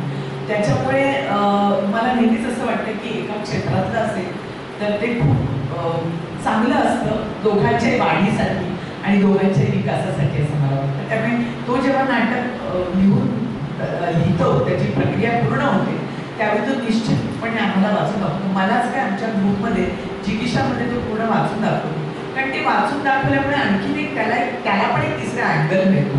म्हणजे कधी कधी माणूस एकटा लिहित असतो पण काही त्याचा फ्लॉज राहून केलेले असतात काही गोष्टी राहून केलेल्या असतात कारण तो त्याच्या पद्धतीने लिहितो. पण जेव्हा 4 लोकांना वाचून दाखवलं जातं त्यावेळी लक्षात येतं की अरे या छोट्या छोट्या गोष्टी राहिलेल्या आहेत त्याच्यात मग त्या हळूच ॲड केल्या जातात. त्यामुळे ही प्रोसेस नेहमीच होते ऐकण्याची. पण मला असं वाटतं की मला नाटक करताना माझ्या नवऱ्याने लिहिलेलं नाटक म्हणून कम्फर्टेबल वाटतं आणि दुसऱ्यांनी लिहिलेलं कम्फर्टेबल वाटत नाही असं माझं कधीही होत नाही. कारण मला जेव्हा एखादं नाटक एखादं भूमिका कम्फर्टेबल मी करायला असते त्याच वेळी मी ती करते भूमिका. आणि कम्फर्टेबल म्हणजे माझं म्हणणं बाकी सगळ्या कंडिशनमध्ये म्हणजे ते करणारं प्रोडक्शन हाऊस असेल दिग्दर्शक असेल आपले सहकलाकार असतील आपल्याला मिळणारं त्याचं मानधन असेल या सगळ्या गोष्टी बघूनच आपण ते प्रपोजल स्वीकारलं जातं. त्यामुळे त्या अर्थाने कम्फर्टेबल मी म्हणते. आणि रोज जेवढं चॅलेंजिंग असेल तेवढं कोणत्याही कलाकारांना आवडतं. त्यामुळे त्याच्यासाठी घ्यावा लागणारा त्रास हा त्रास वाटत नाही. कारण त्यावेळी मी असं प्रत्येक वेळी स्वतःला म्हणते नो पेन नो गेन. तोपर्यंत तुम्हाला तो त्रास होत नाही तोपर्यंत ती भूमिका चांगली होत नाही. कारण सहज केलेल्या भूमिका ह्या खूप सहज विसरल्या पण जातात मला वाटतं. पण जेव्हा ती कष्ट करून आणि खूप त्याला आपण म्हणू की खोल शिरून ती भूमिका एखादी केली जाते त्यावेळी त्याची मजा खूप वेगळी असते. त्यामुळे कम्फर्टेबल हे ती कोणी लिहिली आहे याच्यापेक्षाही ती सगळ्या दृष्टीने मला सुटेबल आहे ना ह्या गोष्टी माझ्यासाठी फार महत्त्वाच्या असतात. बरं 4 चौघी नाटक आता परत नवीन संचार आलेला आहे ते आपण पाहिलं. हो पाहिलं. ती जी भूमिका आता पर्णपेटी करते तिच्याबद्दल तुमचं काय म्हणणं आहे? अरे ती खूप छान अभिनेत्री आहे गुणी अभिनेत्री एकदम. आणि मला ती माझ्यासारखीच वाटते वेगळ्या प्रकारे कारण ती सुद्धा प्रायोगिक रंगभूमीवरून आलेली आहे. तिने पण खूप प्रायोगिक नाटकांमध्ये कामं केलेली आहेत पुण्याला आणि नाटकाबद्दल तिचा पण एक छान संवेदनशील असा दृष्टिकोन आहे. म्हणजे नुसतं व्यवसाय म्हणून ती नाटक बघत नाही तर नाटकाकडे एक चांगली कला आणि ती जोपासायची अशा दृष्टीने ती बघते. त्यामुळे मला खूप चांगलं वाटलं की माझी भूमिका करते आणि ती भूमिका तिने केलीही छान अतिशय समजून उमजून ती भूमिका केली. आणि त्यामुळे मला उलट आनंद झाला की माझी भूमिका मला बघण्याचं भाग्य मिळालं. म्हणजे तर जनरली आपण केलेली भूमिका आपल्याला बघता येत नाही आणि तेव्हा तर काहीच असे यूट्यूब आणि हे आणि शूटिंग आणि हे सगळं काहीच नव्हतं तेव्हा. त्यामुळे आम्हाला आमचे रोल काही बघता नाही आले. त्या निमित्ताने मला बघता आलं आणि पूर्ण नाटक मला बघता आलं ही मला खूप चांगली गोष्ट वाटते. नाटकाचा विषय निघालाच आहे तर एअरपोर्ट नावाचं नाटक तुम्ही केलं ब्लॅक कॉमेडी त्यासंबंधी आणि त्याचं मला वाटतं हिंदीमध्ये पण हो नाही ते नाटक श्याम मनोहरांचं ते नाटक होतं आणि ते प्रायोगिक रंगभूमीवर आम्ही केलं होतं. म्हणजे त्याच्यामध्ये गणेश यादव किशोर कदम त्याच्यानंतर रेणुका शहाणे मी आणि निर्मिती सावंत असे आम्ही 5 जण त्याच्यामध्ये होतो. ते नाटक व्यावसायिक रंगभूमीवर केलेलं नाही त्यामुळे फार कोणी ते पाहिलेलं नसेल पण खूप एक वेगळीच एनर्जी त्या नाटकात होती. आणि ज्याला आपण म्हणू की नवरा बायकोंचं एकमेकांना समजून घेणं असतं ते त्यांनी ब्लॅक कॉमेडी म्हणजे ह्युमर असतो बघा एक टोचणारा म्हणजे तुम्हाला हसवतो पण आणि ॲट द सेम टाईम काहीतरी सांगतो पण असा तो ब्लॅक ह्युमर त्याच्यामध्ये होता. कारण श्याम मनोहर स्टाईलचं ते नाटक होतं. त्यामुळे एकमेकांना समजून घेताना होणारी जी घालमेल आहे किंवा जो होणारा तडफडाट आहे तो सगळा त्याच्यात कॉमेडीच्या अंगाने पण ब्लॅक कॉमेडीच्या अंगाने त्याच्यामध्ये होता. काम केलं होतं त्याच्यामध्ये तर आम्हीच 5 जण हो आणि सगळी हिंदीमध्ये पण काम केलं नाटकात. मला वाटते असं कलाकारांनी काही भाषेचं त्याला अडचण असण्याची गरज आहे. त्याच्यामुळे हिंदी चित्रपटांकडे मी येणार कारण पण हो. आता नाटकाचा विषय निघालाय, तर डॉक्टर तुम्ही सुद्धा मध्ये तुम्ही हो. काम केलं त्याच्याविषयी जरा. डॉक्टर तुम्ही सुद्धा तर मला वाटतं कोविडच्या काळामध्ये मला आठवतंय ते यूट्यूबवरती बऱ्याच जणांनी ते नाटक बघितलंय, कारण आम्ही ते आधी नाटक केलं होतं. अजित दळवींनी ते नाटक लिहिलं होतं आणि चंद्रकांत कुलकर्णीने दिग्दर्शित केलं होतं. त्याच्यात डॉक्टर गिरीशोक होते. तर ते नाटक आम्ही म्हणजे त्याच्यामध्ये खूप छान पद्धतीने 3 प्रवाह खूप चांगले मांडले होते. एक म्हणजे ज्याला आपण म्हणतो की प्रिन्सिपलवाला डॉक्टर, की जो फक्त डॉक्टरांना म्हणजे डॉक्टरांनी कसा असावं, एक नोबल प्रोफेशन डॉक्टरांचं जे आपण म्हणतो की अतिशय पैशांचा विचार न करता फक्त पेशंटचे जीव वाचवणं या अर्थाने नोबल ते प्रोफेशन. आणि दुसरं ती जी त्याची बायको जे हॉस्पिटल चालवत असते ती म्हणते की आपण तत्व पाळावी पण थोडंसं व्यवसाय पण बघावा, अशी ती बाई. आणि तिसरा एक तरुण आलेला डॉक्टर म्हणतो की मला काही प्रोफेशन वगैरे बघायचं नाही, नोबल प्रोफेशन वगैरे, मी व्यवसायासाठी या क्षेत्रात आलोय, धंदा म्हणून आलोय आणि धंद्यासारखंच तो करणार, असा तो 3 ह्याच्याचा तो संघर्ष होता. आणि सुदैवाने म्हणायचं का दुर्दैवाने माहीत नाही, पण अजूनही समाजामध्ये त्याच पद्धतीचं सगळं चालू असलेलं बघतो आपण डॉक्टरांच्या बद्दल. त्यामुळे ते खूप जणांनी कोविडच्या काळात यूट्यूबवरती बघितलं आणि नसेल बघितलं तर तुम्ही जरूर बघा असं मला वाटतं. नक्की आवडेल ते नाटक. ते पुरुष मी नाटक नव्हतं केलं. पुरुष मी पिंपळवान म्हणून झी टीव्हीवरती साहित्य कृतींवरती आधारित ही असायची मालिका होती एक, ज्याच्यामध्ये त्यांनी माणूस, कमला, पुरुषाच्या वेगवेगळ्या पुस्तकांवरती मालिका आल्या, वेगवेगळ्या ज्या आपल्याकडच्या ज्या उत्तम साहित्य कृती आहेत त्याच्यावरची ती मालिका होती. त्यामुळे पुरुष हे जे नाटक जयवंत यांनी लिहिलं होतं त्याच्यावरती ती मालिका होती. हां, टीडा महाराजांची ती केली. आता सध्या प्रयोग थांबलेला आहे. हो. तुम्ही मगाशी म्हणालात की आमचे 4-5 प्रयोग अजून होणार आहे. त्याचा बंगला पुन्हा बरोबर त्यासंबंधी इथे पण सांगलीमध्ये मला वाटतं सातारा झालेला आमचा ऍक्च्युली काय पश्चिम महाराष्ट्राचा दौरा झालेला आहे पूर्ण, म्हणजे बेळगाव, कोल्हापूर, सांगली, सातारा, कराड, इस्लामपूर. पण ते आई मुलीचं नातं पण खूप वेगळ्याच प्रकारचं असलेलं ते नातं होतं आणि ते त्याच्यामध्ये छान उलगडून आईला पण ते जाणवतं की आपल्या मुलीचं काय होतं, मुलीलाही जाणवतं आपलं काय होतं हे एका वेगळ्याच व्यक्तीच्या माध्यमातून. असं ते गोड नाटक होतं आणि ते आता सध्या थांबवलेत आम्ही त्याचे प्रयोग, पण ते पण मला वाटतं आम्ही काहीतरी त्याचं करू रेकॉर्डिंग. वंदना गुप्तेबरोबर काम करताना काय वंदना गुप्तेबरोबर मी पहिल्यांदा 4-4 पण ती माझी मोठी बहीण दाखवली होती. त्यामुळे तसा काही नवीन या नाटकासाठी नवीन असं काही नाही. अतिशय दिलखुलास व्यक्तिमत्व आहे ते आणि उत्साही प्रचंड, म्हणजे तिला एकदम सगळ्या गोष्टींचा एवढा उत्साह की म्हणजे कधी कधी असं आपल्याला म्हणावं वाटतं की अगं थांब, आता वय बघ तुझं आणि थांब जरा इतकं त्याच्यात, पण तो तिचा उत्साह खूप इन्फेक्शियस पण आहे. म्हणजे त्यामुळे तुम्ही पण खूप छान ज्या मला आठवतं म्हणजे मुद्दाम मी एक किस्सा सांगू इच्छिते तुम्हाला, मी विचारलं तर म्हणून सांगते. 4-4 जेव्हा आमचं नाटक होतं त्यावेळी 100वा प्रयोग होता आमचा आणि 4-4चा प्रयोग तुम्हाला माहिती आहे की नाही माहिती नाही, पण 25व्या प्रयोगापासून जो त्याला हाऊसफुलचा बोर्ड लागला होता तो शेवटपर्यंत, म्हणजे हाऊसफुलचा बोर्ड त्याचा उतरलाच नाही होता. आणि 100वा प्रयोग होता आमचा शिवाजी मंदिरला आणि हाऊसफुल प्रयोग होता आणि मला मलेरिया झाला आणि म्हणजे ज्या दिवशी प्रयोग होता त्या दिवशी तर सकाळी माझा ताप खूप वाढला, म्हणजे जास्ती ताप वाढला एकदम. आणि आता मला कळलं नाही की आता काय करायचं, कारण मला उठवत पण नव्हतं, म्हणजे तापाचा जो विकनेस असतो तो त्याच्यामुळे. त्यामुळे मी आमच्या प्रोड्युसर ज्या होत्या लता नार्वेकर चिंतामणीच्या, त्यांना मी फोन केला आणि म्हणलं की असं असं आहे आणि मी बोलू शकत नव्हते, प्रशांतच बोला त्यांच्याशी की काय करायचं वगैरे. तर म्हटलं आम्ही फक्त तिथे तिला घेऊन येतो. प्रशांत म्हणाला आम्ही थिएटरला तिला घेऊन येतो, तुम्हीच तिची अवस्था बघा आणि तुम्ही ठरवा, कारण प्रयोग कॅन्सल करावा असं वाटतच नाही, पण आता स्थितीच अशी आली होती की काय करायचं. त्यामुळे मी त्यावेळी ठाण्याला राहिलो आणि तिथून आम्ही शिवाजी मंदिरला टॅक्सी करून गेलो आणि तिथे मी गेले तर म्हणजे अक्षरशः ती नाटकातली बेडवरची गादी स्थिती टाकली आणि मी पडले, म्हणजे खाली अशी पडलेच, म्हणजे कारण खूप विकनेस आला होता, कारण ताप खूप होता. मग असं ठरलं की आपण आता हा प्रयोग कॅन्सल करूया, कारण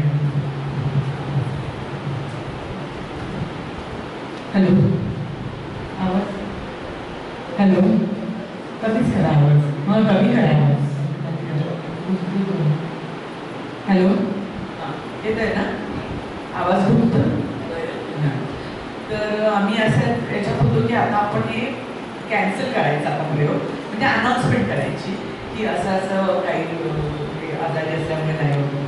तेवढ्यात वंदना आली, वंदना बुद्धी आल्या त्या, आणि मी मेकअप रूममध्ये गादी टाकून झोपलेली होते. ती आली आणि म्हणाली कुठे कुठे कुठे प्रत्यक्ष पुढे वगैरे वगैरे असं तिच्या स्टाईलमध्ये. काय झोपलेस कुठे आपला प्रयोग करायचा?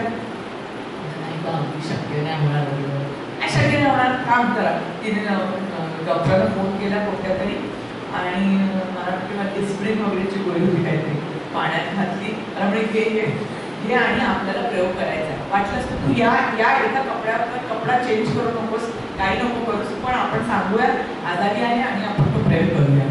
म्हणजे मी म्हटलं की बरं ठीक आहे, बघू पहिला सीन झाला तर मला वाटलं तर आपण त्याच्यानंतरही नाही करायचं सांग. आणि तिने अक्षरशः ती गोळी दिली, ती कपडे बदलले दुसरे एकदा, आणि तो प्रयोग आम्ही केला.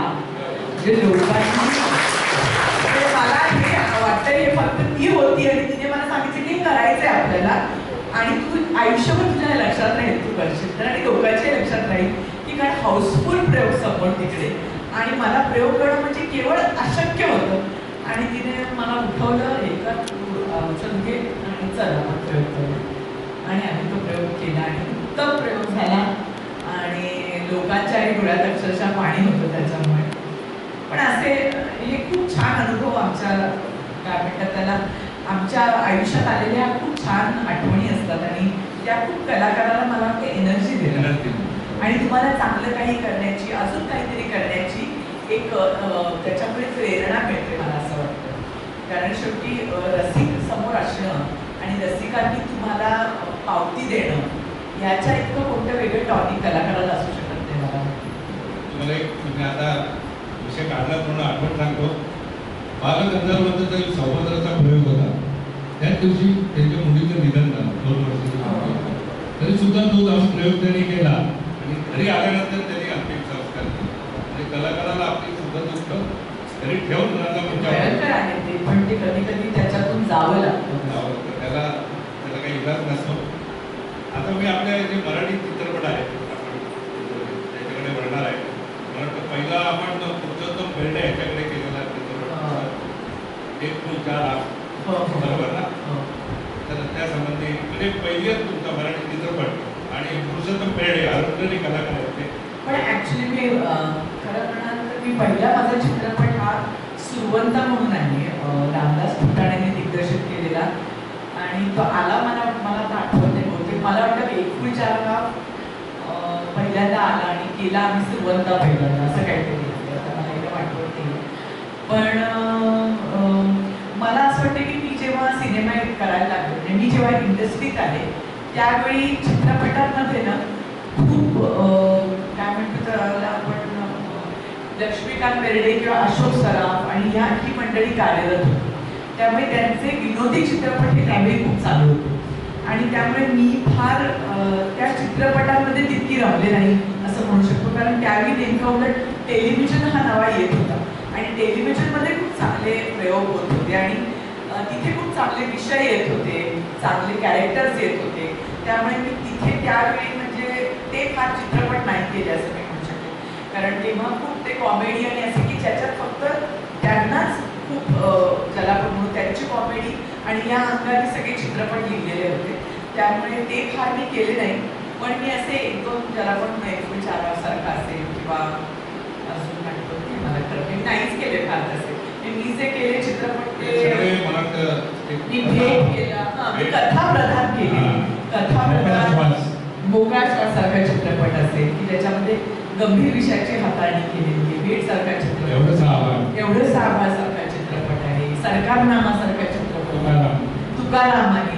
त्यामुळे मी सगळे ज्याला आपण म्हणू की काही सांगू इच्छिणारे, काही आशय देऊ इच्छिणारे, काही गंभीर आशयाचे असे चित्रपट मी केले. म्हणजे कारण त्याच्यात थोडी मी जास्ती रमले असं म्हणू शकेल. एवढंच आभार. हो, एवढंच आभार. मला असं वाटतं झी5 वरती आहे तो, आणि माहिती नाही मला आता किती बऱ्याच जणांनी बघितलेला आहे किंवा काय होते. पण आई आणि म्हणजे नवरा आणि बायको यांचा घटस्फोट झाल्यानंतर किंवा जेव्हा यांचा घटस्फोट होऊन घातला असतो त्यावेळी मुलाचं होणारी त्याच्यातली जी कुतरवड आहे याच्यावरचा तो एवढासा आवाज चित्रपट होता. आणि विपिन नाडकर्णींनी मधु भंडारेंच्या आपका बंटी या कथेवरती तो आधारित चित्रपट होता. मला नेहमी साहित्य कृतींवरती असलेले खूप आवडतात कारण त्याच्यात काहीतरी सबस्टन्स असतो, काहीतरी म्हणणं असतं, काहीतरी सांगू इच्छितात.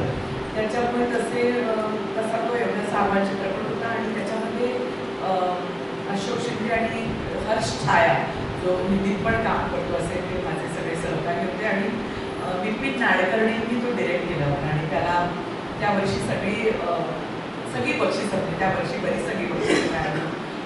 स्क्रीन अवॉर्ड मिळालं, त्याच्यानंतर मोठा सन्मान मिळालं. पुणे इंटरनॅशनल फिल्म फेस्टिवलमध्ये तर याचा अवॉर्ड मला मिळाला त्या सगळ्या आंतरराष्ट्रीय फेस्टिवलमध्ये. त्यामुळे खूप चांगला आहे. त्याला पण म्हणून की एक अतिशय संवेदनशील असा तो चित्रपट आहे. खूप चांगली हाताळणी आहे त्या चित्रपटाची. कुठेही भडकपणा नाही, गटबटीत नाही. एक छोटीशी छान कथा आपण काहीतरी बघतोय असं त्याला छान फील आहे. त्यामुळे तुम्हाला पण वेळ मिळाला तर तुम्ही जरूर तो बघा. झी5वर असेल किंवा यूट्यूबवर असेल, कुठे झी5वरच असेल मला वाटतं, त्यामुळे तुम्ही बघू शकता. आणि भेट मला वाटतं 18 दिवसात त्याचं हे चित्रपट तर त्याची म्हणजे काय म्हणू शकतो. हो, भेटला पण त्या वर्षीचे सगळे अवॉर्ड्स मिळाले. आणि रोहिणी कुलकर्णींची भेट नावाची एक कादंबरी कथा होती म्हणजे, आणि त्याच्यावरती प्रशांतनीच ॲक्च्युली त्याचे डायलॉग आणि स्क्रीन प्ले त्यांनी केला आणि चंदूनी तो चंद्रकांत कुलकर्णीने तो डिरेक्ट केला. तो पण अतिशय सुंदर चित्रपट की काय म्हणतात त्याला, एक आई जेव्हा म्हणजे आई पण आणि बाई पण याच्यामधली ती भूमिका होती की म्हणजे नवऱ्याशी तिचं काही त्याच्यामुळे पटत नाही आणि म्हणून ती दुसरं लग्न करते. पण दुसरीकडे मुलाशी असलेला तिचा पाश मात्र तो आहे आणि त्याला तिला भेटायचं आहे. तर कुठेतरी मला वाटतं की जी सगळ्याच आपल्या बायकांची गोष्टी असते की आई पण आणि बाई पण याच्यामध्ये जेव्हा स्त्री अडकते किंवा काय म्हणतो त्याला अडकते म्हणण्यापेक्षा प्रत्येक स्त्रीची तीच अवस्था असते.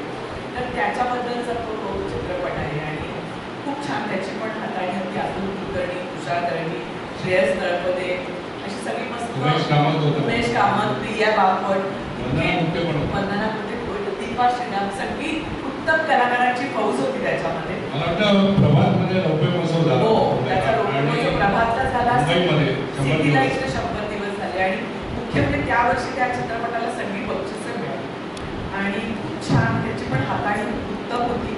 म्हणजे एका छोट्या घटनेमुळे घरामध्ये कसं वादळ होऊ शकतं सगळं, तशा त्याच्याबद्दलचा तो चित्रपट होता.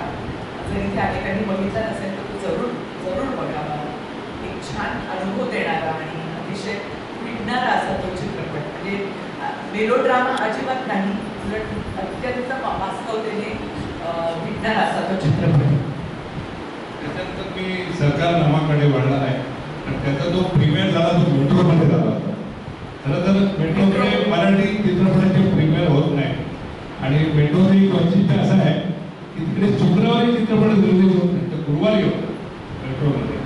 आणि त्यावेळी त्या प्रीमियरला मी उपस्थित होतो आणि सर्व कलाकारांना त्यांनी पांढरे लेखा झब्बा आणि सरकारनामा लिहिलेली कांदी टोपी दिली होती. ती टोपी माझ्याकडे अजून ठेवली आहे.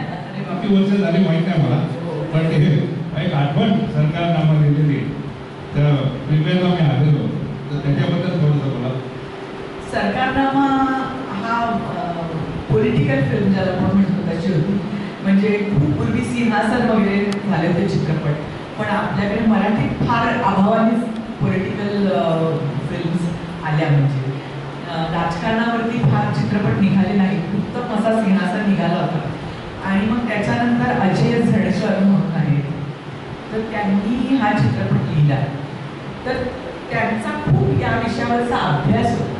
बेसिकली कधी कधी काय असतं पॉलिटिकल फिल्म करताना किंवा राजकारणावरती फिल्म तर ते फार वरवरचं लिहिलं जातं, म्हणजे खोलात जाऊन जे बघणं असतं त्याच्याकडे.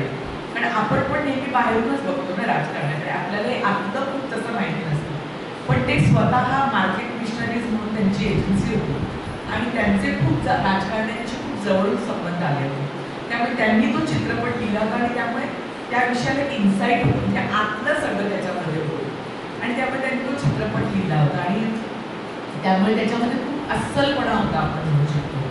आणि श्रावणी देवधरनी तो डिरेक्ट केला होता आणि तिने मला जेव्हा सांगितलं, फोन केला त्यावेळी तिने मला हे सांगितलं की असं आपल्याला एक पॉलिटिकल फिल्म आहे ती राजकारणाची, त्याच्यात खूप कॅरेक्टर्स आहेत, म्हणजे खूपच आहेत, म्हणजे राजकारण जशी अनेक असतात तशी खूप कॅरेक्टर्स आहेत त्याच्यामध्ये, पण प्रत्येकाचं काहीतरी छोटं छोटं अस्तित्व आहे आणि त्या अस्तित्वाने तो चित्रपट भरून निघाला. त्यामुळे तुला मी तुझं जो रोल आहे तेवढाच वाचून दाखवेल आणि तुला ते तेवढंच करायचं एवढं लक्षात. आणि त्यामुळे तिने मला ती पूर्ण स्क्रिप्टची जे स्टोरी सांगितली होती आणि माझे जेवढे सीन होते तेवढे वाचून दाखवले होते, पण ते वाचून दाखवले सीन त्यावेळेस माझ्या लक्षात आलं की हे काहीतरी वेगळं आणि छान बनणार आहे आणि हे खूप अस्सल बनणार आहे. याच्यामध्ये कुठेही बरोबरचा असा हे नाही आहे, म्हणजे की हां असं काय ज्याला आपण म्हणतो ना की हे कुठेही असू शकेल असं नाही, तर ते तिथेच त्याच ठिकाणी घडेल अशा प्रकारचं ते सगळं लिहिलेलं आहे. त्यामुळे मला नक्की वाटलं की या चित्रपटाचा आपण भाग झालो पाहिजे आणि म्हणून जेव्हा चित्रपट पूर्ण शूट झाला आणि मी जेव्हा तो बघितला तेव्हाच मला कळलं की खरं तो पूर्ण चित्रपट कसा आहे. मलाही पूर्ण चित्रपट बघेपर्यंत माहिती नव्हतं की तो कसा आहे, पण खूप छान पद्धतीने त्याच्यात पण त्यांनी सगळी कॅरेक्टर्स, प्रत्येकाचं कॅरेक्टर, म्हणजे यशवंत दत्तांचं कॅरेक्टर असेल, दिलीप प्रभावकरांचं कॅरेक्टर असेल, आशुतोष गोवारीकर होतं त्याच्यामध्ये, त्याच्यानंतर अश्विनी भावे होती, सुकन्या होती, शर्वरी होती, म्हणजे त्या रोलसाठी सगळ्यांचे छोटे छोटे रोल होते, पण ते त्या रोलसाठी इतके आवश्यक वाटत होते आणि त्या रोलमध्ये ते इतके फिट बसत होते. त्याच्यामुळे ती सगळी मिळून अशी एक छान फिल्म त्यांनी नुसती पॉलिटिकल नाही, त्याला एक थ्रिलर ज्याला आपण म्हणतो थोडासा तो पण त्यांनी एलिमेंट केल्यामुळे ती फिल्म सगळ्यांना आवडली आणि ती सुद्धा मला वाटतं त्यांनी पण जेव्हा पूर्ण केली तेव्हा त्यांच्या मनात पण येत होतं की ही वेगळी फिल्म झाली आहे तर आपण पण वेगळ्या पद्धतीने हिचा प्रचार म्हणजे मार्केटिंग करूया, म्हणून त्यांनी ती मेट्रोला जिथे मराठी चित्रपट लागत नाही तिथं तो चित्रपट लावला, गुरुवारी लावला, लाझाला त्यांनी मला वाटतं बऱ्याच हिंदीतल्या स्टार्सना बोलवलं आणि म्हणून तो भरपूर चालला तो चित्रपट. आणि आजही मला आठवतं असं की कुठे तो झीला वगैरे लागलेला असेल तर मेसेज येतोच मला की आम्ही सरकारनामा बघतोय असं वगैरे. आता या चित्रपटाची एक अतिशय महत्त्वाची बातमी देतो, त्यांना अभिनयाचा सहाय्यक अभिनेत्रीचा पुरस्कार महाराष्ट्र शासनाचा मिळाला. माहिती मी आपल्याला देतो. त्यानंतर देऊळ पिक्चर आपण केलं. ते देऊळ मी केला नाही ॲक्च्युली. देऊळसाठी मला विचारलं होतं पण ते मला आमचा जरा डेटचा थोडासा प्रॉब्लेम झाला त्याच्यामध्ये आणि केला नाही. देऊळ मी केला नाही. देऊळ पण उत्तम फिल्म आहे ती आणि छान होती, पण तेव्हा मी नुकतीच एक सिरियल आणि ती हिंदी सिरियल करत होती की त्याच्यातून त्यांना जवळजवळ 25 दिवस इकडे मला वाटतं वाईलाच त्यांनी शूटिंग केलं, तिकडे त्यांनी केलं, ते मला शक्य नव्हतं. बरं, तुम्ही जे हिंदी चित्रपटाकडे वळला त्याला भेट हा चित्रपट कारणीभूत आहे, कसं काय ते तुम्ही सांगा. ॲक्च्युली भेट चित्रपट बघण्यासाठी जुही चावलाचे तेव्हाचे जे सेक्रेटरी होते के संजय म्हणून, तर ते आले होते बघायला. त्याचं चायल होती त्यावेळी, मला माहीत नाही कोणी बोलवलं होतं त्यांना, पण ते बघायला आले होते आणि त्यांनी बघितलं आणि ते तेव्हा मला म्हणाले की मला काही हिंदीत करायला आवडेल का वगैरे. म्हटलं मला आवडेल, पण मला काही असं नाही आहे की करायचंच आहे, म्हणजे चांगलं असेल तर आवडेल, म्हणजे मला हिंदी करायचं असं म्हणण्यापेक्षा चांगला रोल करायचा, मग तो हिंदीत असेल तर मला निश्चितपणे आवडेल असं. म्हणजे ठीक आहे, मी चांगला असेल तरच सांगेल असं म्हणून. आणि त्याच्यानंतर त्यांनी मग मला फोन केला इक्बालसाठी. ॲक्च्युली त्यांनी इक्बालसाठी नागेश कुक म्हणून त्याचं जे डिरेक्टर होतं त्यांना सांगितलं होतं पहिल्यांदा की अशी एक माझ्याकडे खूप चांगली आर्टिस्ट आहे आणि ती तुमच्या इक्बालच्या आईसाठी खूप चांगली आहे. पण त्यावेळी मला वाटतं नागेश कुकने कास्टिंग केलं होतं, म्हणजे पिटू बिडवानी वगैरे असं, त्यामुळे ते असं आलं की नाही होते तेवढं. आणि मग एक 7-8 दिवसामध्ये मला वाटतं नागेश कुकचा तर के संजयला फोन आला की Kittu is no more part of this film, कारण की आमचं काही त्यांचं काही जमलं नसेल, काय माहिती नाही मला, तर ते काही नाही आहे, तर प्लीज तू जे म्हणत होतास कोण त्या प्रतीच्या, कारण नागेशला काही तशी मी माहिती त्याचा प्रश्न नाही. त्याच्यामुळे नागेश कुकनी सांगितलं की तुम्ही तुमची जी कोण तुम्ही म्हटलं की अक्षता मला इंट्रोड्यूस करायला म्हणजे बोलवालेला वगैरे. तर अशा पद्धतीने म्हणजे म्हणू शकतो की भेट त्याला कारणीभूत ठरला असं म्हणू शकतो. कारण भेट चित्रपट बघून के संजयनी त्या चित्रपटासाठी नाव सुचवलं. आणि गंमत म्हणजे जेव्हा त्यांनी ते नाव सुचवलं त्यावेळी स्थिती अशी होती की त्यावेळी एक दूरदर्शनला युनिसेफसाठी एक टॉक शो करत होते आणि त्यांनी ज्या डेट्स दिले त्याच्या पहिल्या 3 डेट्सलाच माझा तो हे होता. त्यामुळे मी म्हणजे आता डेट्स दिल्या म्हणजे मी काहीच करू शकत नाही. त्यामुळे मग जवळजवळ मी कळवलं होतं की असं 3 दिवस मला काही म्हणजे पहिले 3 दिवस मी नाही येऊ शकत. त्यामुळे सॉरी आपल्याला काही नाही करता येणार काम करायचं. आणि मग एक 3 दिवस गेले मध्ये परत आणि मग त्यांनी मला परत त्यांची जी इलाही म्हणून त्याची जी सेक्रेटरी तिचा फोन आला की लोक आम्ही आता असं केलेलं आहे की गिरीश कर्नाडांबरोबर तो सीन होता ॲक्च्युली. तर गिरीश कर्नाडांना एक काम करायचं होतं तर आम्ही त्यांना बँगलोरला पाठवलं आहे आणि आपण मध्ये 2 दिवस गॅप होतोय युनिटची गॅप शूटिंगची. तर तुम्ही आता जॉईन व्हा. आणि अशा रीतीने मला असं वाटतं की ते होणार नाही करता करता म्हणजे त्याच्यात अजून एक किस्सा म्हणजे ज्या दिवशी मी फ्लाईटनी म्हणजे हैदराबादला तेनमला म्हणून एक गाव आहे एक 8 तासाच्या अंतरावर तिथे त्याचं शूटिंग झालं सगळं. तर त्याच्यासाठी माझी रात्रीची 12 वाजताची फ्लाईट होती मुंबईहून हैदराबादला. तिथून पुढे तेनमलाला जायचं होतं. तर त्या हैदराबादची फ्लाईट होती 12 वाजताची आणि त्या दिवशी आमचा एक कार्यक्रम होता. तो कार्यक्रम संपवून मी निघाले 10 वाजता आणि त्या ते इंटरनॅशनल एअरपोर्टवरून होतं त्याच्यामुळे त्याला एवढा ट्रॅफिक की म्हणजे असं झालं की ते माझं फ्लाईट मिस होतं. आणि तिकडे ते फ्लाईट मिस झालं तर तिथे आता पुढे थांबण्याचा प्रश्न नव्हता कारण ऑलरेडी 2 दिवस नागेश कोकरूड आणि त्याचं टीम तिथे वाट पाहत होते. त्यांनी 2 दिवस गॅप घेतलेले होते. त्यामुळे 11:30 वाजता झाले तरी मी त्या एअरपोर्टवरती पोहोचे ना. शेवटी मी त्या बोर्डिंगवाल्याचे लोक असतात ते बोर्डिंग जे पास देतात तिथल्या एकाला फोन केला म्हणजे तो नंबरवर. तर त्यांना म्हणलं की असं आहे की तुम्ही पोचायला मला म्हटलं तर 2 मिनिटे लागू शकतात ट्रॅफिक सुटला तर आणि नाही तर माहिती नाही. तर म्हणजे मी नक्की येणार आहात ना म्हणजे म्हणलं यायचंच आहे मला माझं उद्या शूटिंग आहे. तर त्यांनी तिथे सगळं बोर्ड पास वगैरे सगळं तो मराठी माणूस दामिनीला ओळखत होता त्याच्यामुळे त्यांनी ते सगळं मॅनेज केलं. आणि मी अशी म्हणजे 11:15 तिथे पोचले. त्यांनी माझ्या हातातली बॅग घेतली सगळं सामान घेतलं आणि मला डायरेक्ट त्यांनी विमानात जाऊन बसवलं. त्यांनी सगळं माझी सिक्युरिटी चेकअप वगैरे सगळं करून आणि म्हणजे ते फ्लाईट म्हणजे ते जे पायलट होते त्यांना जाऊन अक्षरशः मी थँक्यू म्हणाले कारण लिटरली त्यांनी 12 वाजता म्हणजे ते 12 वाजता 12 वाजून 1 मिनिटात तिथे फ्लाईट सोडलं आणि मी पोहोचू शकले हैदराबादला. त्यामुळे मला असं वाटतं की एखादी भूमिका तुमच्यापर्यंत पोहोचायचीच असेल तर ती कशी पोहोचते म्हणजे पहिल्यांदा डेटची ॲडजस्टमेंट मग नंतर अजून सगळं हे आणि हे परत फ्लाईटचं करून मी तिथे पोहोचले आणि तो इक्बाल चित्रपट मी केला आणि मी कदाचित पाहिला असेल तो चित्रपट अतिशय गोड फिल्म क्रिकेटवरची. आणि मला खूप आनंद झाला की अशा चांगल्या चित्रपटाचा म्हणजे हिंदीत काम करू नये अतिशय चांगल्या चित्रपटाचा मी भाग होऊ शकते. फिल्मफेअर अवॉर्ड मिळाले. हो नाही त्याच्यात मला त्याच्यात पण सपोर्टिंग ॲक्ट्रेससाठी नॉमिनेशन मिळाले. रझिया पटेल सामाजिक कार्यकर्ते त्यांनी स्तुती केली होती. हो खूप त्यांचा पटकन आपल्याला आठवत आहे. हो नाही त्यांनी स्तुती खूप जणांनी केली पण तिला असं वाटलं की ती म्हणे एखादी आई आपल्या मुलाच्या पाठीशी उभं राहून कसं त्याचं करिअर घडू शकते हे तू त्याच्यात दाखवलंस. आणि मुख्य म्हणजे आमच्या समाजामध्ये मुस्लिम समाजामध्ये बायकांना एवढं बाहेर येण्याची हे करण्याची मान्यता नसते. अशा वेळी तू अशी भूमिका केल्यामुळे अनेक बायकांना त्याच्यामुळे प्रेरणा मिळणार आहे. कारण रझिया पटेल हे स्वतः सामाजिक कार्यकर्ते असल्यामुळे त्यांना त्या भूमिकेचं महत्त्व खूप वाटलं आणि त्यामुळे त्यांनी मला वाटतं एखादं फ्लाईट थांबून ठेवायचं काम प्रतीक्षा लवकर असेल काय दामिनीमुळे करू शकतात. हो नाही पण इथे खरोखर मराठी फ्लाईट थांबवणं सोपं काम नाही.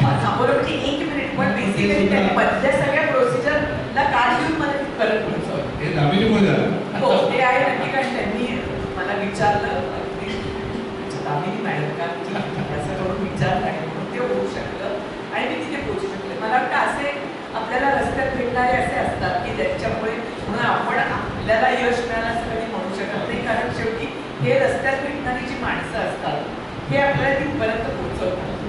आणि म्हणून मी जे म्हणते की रसिक असल्याशिवाय तुमच्या बरोबर प्रेक्षक असल्याशिवाय हे जाऊ शकतो. म्हणून बालकांना प्रेक्षकांना मायबाप नाही. हो, कारण की मायबापच आहे. आता मी तुमचा आणखी एक चित्रपट डोर आणि त्याच्यानंतर तुम्ही सलमान खान बरोबर पण भूमिका केलेली आहे वॉन्टेड मध्ये, त्याच्यामध्ये बोला. आणि मग मला काही तुम्हाला प्रश्न विचारायचे आहेत जे भूमिकेच्या व्यतिरिक्त आहे, म्हणजे तुमचं नाटक, चित्रपट आणि हे बोला. तो चित्रपट हा नागेश कुपनोरांचा चित्रपट होता आणि ॲक्च्युली इक्बाल नंतरच डोर चित्रपट होता. आणि जेव्हा नागेशनी याच्यासाठी विचारलं त्यावेळी तर ते मला म्हणाले की प्रतीक्षा असं आहे ना, इक्बालमध्ये मी तुला चांगली भूमिका दिली आहे. ॲक्च्युली जनरली पहिल्यांदा छोटी भूमिका देतात आणि मग मोठी भूमिका देतो दिग्दर्शक, कारण की तो बघतो कसं काम करतो. पण तुला मी पहिल्यांदाच इक्बालमध्ये चांगली भूमिका दिली आहे, तर आता डोरमध्ये छोटी भूमिका आहे पण मला असं वाटतं की तू करावीस, कारण छान आहे. मी त्याला म्हटलं तुला वाटतंय ना असं, कारण शेवटी दिग्दर्शकाचा एक अँगल किंवा त्याचा डोळा वेगळाच असतो, त्याला त्या भूमिकेत तो माणूस दिसतो आणि तो दिसला तर मला वाटतं मग आर्टिस्टने बाकी विचार करू नये. ओढून ताणून भूमिका करण्यात कधीच अर्थ नसतो. जेव्हा दिग्दर्शकाला वाटतं की हा त्याच्यासाठी फिट आहे तेव्हाच ती भूमिका पण चांगली होते असं मला वाटतं. त्यामुळे त्याला म्हणजे की तुला वाटतंय ना मी करावं तर मी करते आणि त्याच्यामुळे ती भूमिका मी केली. तर अतिशय छोटी भूमिका खरं म्हणाल पण तरी जेव्हा एखादा चित्रपट चांगला बनतो, हे डोर हा चित्रपट इतका छान बनला, त्यातल्या त्या दोन मैत्रिणींची गोष्ट आणि मैत्रिणीची मैत्रिणी होतात त्यानंतर म्हणजे अशी ती गोष्ट, आणि याच्यात पण अतिशय छोटे छोटे छान वेगवेगळे कॅरेक्टर. आणि ती एक सासू असते, तिचा नवरा जातो, त्या मुलीची ती सासू, आणि पहिल्यांदा कशी ती टिपिकल राजस्थानमधली सासू त्या सुनेच्या विरुद्ध असणं, आणि मग नंतर तीच तिला कशी बाईच कशी तिच्या पाठी, ती बाई म्हणून तिच्या कशी पाठीची उभी राहते, असा तो छोटासा रोल होता. पण ज्याला म्हणतो की जेव्हा छोटा असला तरी जेव्हा तो छान स्टोरी त्याला जेव्हा स्थान असतं त्यावेळी ते रोल खूप चांगले होतात. आणि त्यामुळे तो रोलमधला रोल जो आहे तो पण खूप छोटा पण अतिशय वेल डिफाईंड असा तो रोल होता. आणि तो चित्रपट सगळ्यांना आवडला, पण निश्चितच ती भूमिकाही सगळ्यांच्या लक्षात राहते. आता वॉन्टेड चित्रपटाचं म्हणाल तर गमत अशी आहे की जेव्हा वॉन्टेडला मला विचारलं त्या चित्रपटासाठी, बोनी कपूरचा तो प्रोड्यूस केलेला चित्रपट, पण त्यांनी विचारलं म्हणण्यापेक्षा त्यांनी माझा तो के संजय माझं काम बघायचं हिंदीमध्ये, त्याला त्यांनी सांगितलं की आपल्याला वॉन्टेडने कास्ट करना है, तो ये तेलुगू एक फिल्म आहे, पोकिरी म्हणून एक तेलुगू फिल्म होती, तर त्याची सीडी जेव्हा ती सीडी त्यांनी त्या आमच्या के संजयच्या हातात दिली नाही की ये सीडी आप देख लो और बस ये रोल करना है तुमको बता दो. तर मी तो सीडी बघितली ती पोकिरीची आणि मला असं काय मला वाटायला लागलं काहीच नाही, मी आता परत तोपर्यंत इक्बाल आणि डोर आणि इकडे भेट एवढे सामायिक छान छान फिल्म केल्या होत्या, त्यामुळे मला वाटलं मध्ये होते ती फक्त ती रडणारी आई आणि अगदी म्हणजे की मुलीला तो एक गुंड त्रास देत असतो आणि ती फक्त नुसतं रडते की मेरी बेटी को बचाव मेरी. त्यामुळे मी म्हटलं की मला काही करायचं नाही आहे वगैरे, आपण त्यांना सांगू टाक मला नाही हे करायचं वगैरे. तर त्यांचा तर डायरेक्ट तीन फिल्मचा कॉन्ट्रॅक्ट करायचा वगैरे विचार असता. मी म्हणजे 3 कशाला, मला ही पहिलीच फिल्म करायची म्हणजे नाही करायला शकत. तर त्यावेळी तो के संजयने मला समजावलं होतं, तो म्हणजे की तू इक्बाल डोर सगळ्या केल्यात पण त्या सगळ्या सेमी कमर्शियल फिल्म आहेत, त्या किती लोकांनी पाहिल्या असतील काय असतील माहिती नाही, चांगल्या फिल्म आहेत त्या, पण त्याच्यामुळे तू लोकांपर्यंत जेवढी पोहोचेल असं नाही. ही वॉन्टेड ही सलमान खानची फिल्म आहे आणि ही सगळीकडे बघितली जाईल आणि तुझी ओळख त्याच्यामुळे होईल, तर तू ही फिल्म कर असं माझं म्हणणं. आणि म्हणून मग मी ती फिल्म केली, कारण माझी अजिबात ते करायची इच्छा नव्हती, कारण मला वाटत होतं याच्यात मला करायला काहीच नाही. पण कधी कधी काम करायला नसलं तरी ती भूमिका अशा ठिकाणी अशा लोकांपर्यंत पोहोचते की ज्याच्यामुळे आणखी तुम्ही जास्तीत जास्त लोकांपर्यंत पोहोचू शकता. तर तशी ती वॉन्टेडची भूमिका झाली आणि म्हणून आज सगळेजण उलट वॉन्टेडमधली आई म्हणून जास्ती ओळखत असतील, कारण तो इतक्यांदा दाखवला जातो टी व्हीवर आणि सलमान खान एकदम स्टार असल्यामुळे ते सगळं बघितलं पण जातं. त्यामुळे अशी गंमत असते कधी कधी. मी जे म्हटलं ना कधी ते आपले अंदाज खोटे ठरतात, पण ते खोटे ठरले तरी आपल्याला आनंद होतो, तसं काहीतरी हा भाग आहे.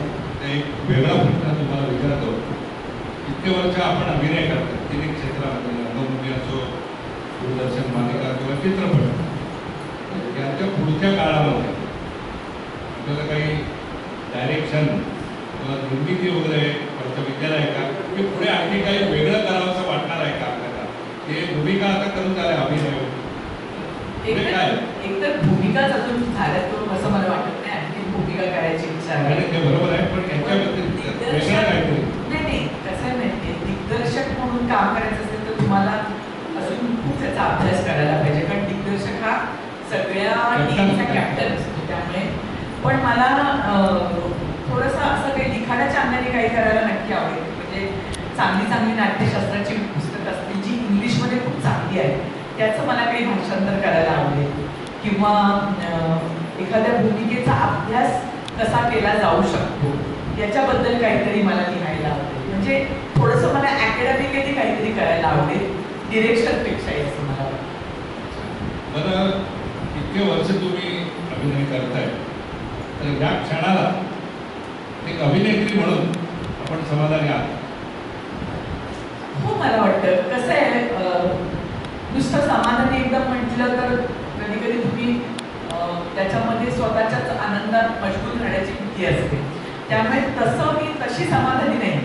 जे रोल्स मिळाले त्याच्यात मला मी काम केलं त्याच्यात मी समाधानी आहे, पण एवढ्यावरच समाधान निश्चित नाही आहे. आणखी वेगवेगळ्या गोष्टी करायची इच्छा आहे, वेगवेगळे रोल करायची इच्छा आहे, वेगवेगळ्या प्रोडक्शन हाऊसमध्ये काम करायची इच्छा आहे. कारण तुम्ही जेव्हा नुसतं समाधानी म्हणता त्यावेळी कधी कधी तुम्ही एक स्थितीवादी होता, म्हणजे जसं आहे तसं आता बघू, एवढं केलं आता पुढे बघू, तर तसा स्थितीवाद नको आहे मला. नक्कीच आणखी काय काय करायला आवडेल, पण जे आत्तापर्यंत केलंय, जो प्रवास आत्तापर्यंत झालाय त्याच्याकडे मागे वळून बघताना मला खेद व्यक्त करावा असं निश्चित नाही. आनंद देणारं असंच आहे, समाधान देणारं असंच आहे, आणि इथून पुढे अजून नवीन नवीन काही समाधान करणाऱ्या गोष्टी करायला आवडतील. आणि आणखी एक प्रश्न, हे पुरस्कार असतात, फिल्मफेअर अवॉर्ड असो किंवा महाराष्ट्र, या पुरस्काराचं स्थान कलाकाराच्या आयुष्यात किती? हा प्रश्न थोडासा मला असं वाटतं प्रत्येकाचा वैयक्तिक वेगवेगळा आहे, पण मला असं वाटतं की जेव्हा तुम्ही करिअरमध्ये सुरुवात करता तेव्हा सुरुवातीच्या काळामध्ये या अवॉर्ड्सचं महत्त्व खूप असतं. कारण तुम्ही नवीन असता आणि तुम्हाला अजून प्रूव्ह करायचं असतं स्वतःला, आपण कसे आहोत, लोकांना आपण आवडतोय की नाही, लोकांना आपलं काम आवडतंय की नाही. ह्याच्यासाठी हे अवॉर्ड्स कधी कधी तुम्हाला खूप मदत करतात आणि प्रेरणा देतात की अरे हो, तुझं काम चांगलं होत आहे, तू अजून काम करू शकतेस. कारण लोकांबरोबर ती एक बक्षिसाची थाप तुमच्यावरती आली की तुम्हाला पण त्याच्यातून एक काम करण्याची, अधिक चांगलं काम करण्याची ऊर्जा मिळते. त्यामुळे सुरुवातीच्या काळात अवॉर्ड्स हे खूप महत्त्वाचे असतात, पण नंतर नंतर मला असं वाटतं की अवॉर्ड्स हे फक्त तेवढा क्षणिक आनंद देतात असं मला वाटतं, की त्या क्षणी तो अवॉर्ड मिळणं त्यावेळी ते जग जिंकल्यासारखं वाटतं, पण दुसऱ्या दिवसापासून त्याची एनर्जी तुम्ही कामाला जाता आणि ते तुम्ही विसरायचंच असतं. कारण तुमच्या अवॉर्ड्स डोक्यात जाता कामा नये, तुमच्या मनात असावे ते अवॉर्ड्स असं मला वाटतं. कारण जर डोक्यात ते अवॉर्ड्स गेले तर मग तुम्हाला तुमचं पुढचं काम अवघड होतं. कारण मग मी पोचलोच असं जर एकदा वाटलं तर मग तुमची पुढची प्रगती खुंटते. त्यामुळे अवॉर्ड्स हे त्यावेळी मला तरी वाटतं की ते क्षणिक आनंद, त्याला आपण म्हणतो की मोमेंटरी प्लेजर जसं म्हणतो, की त्या क्षणी त्याचा खूप आनंद होतो, पण त्या क्षणी ते विसरून नाही जायचं असतं आणि ती जबाबदारी घेऊन पुढे काम करायचं असतं.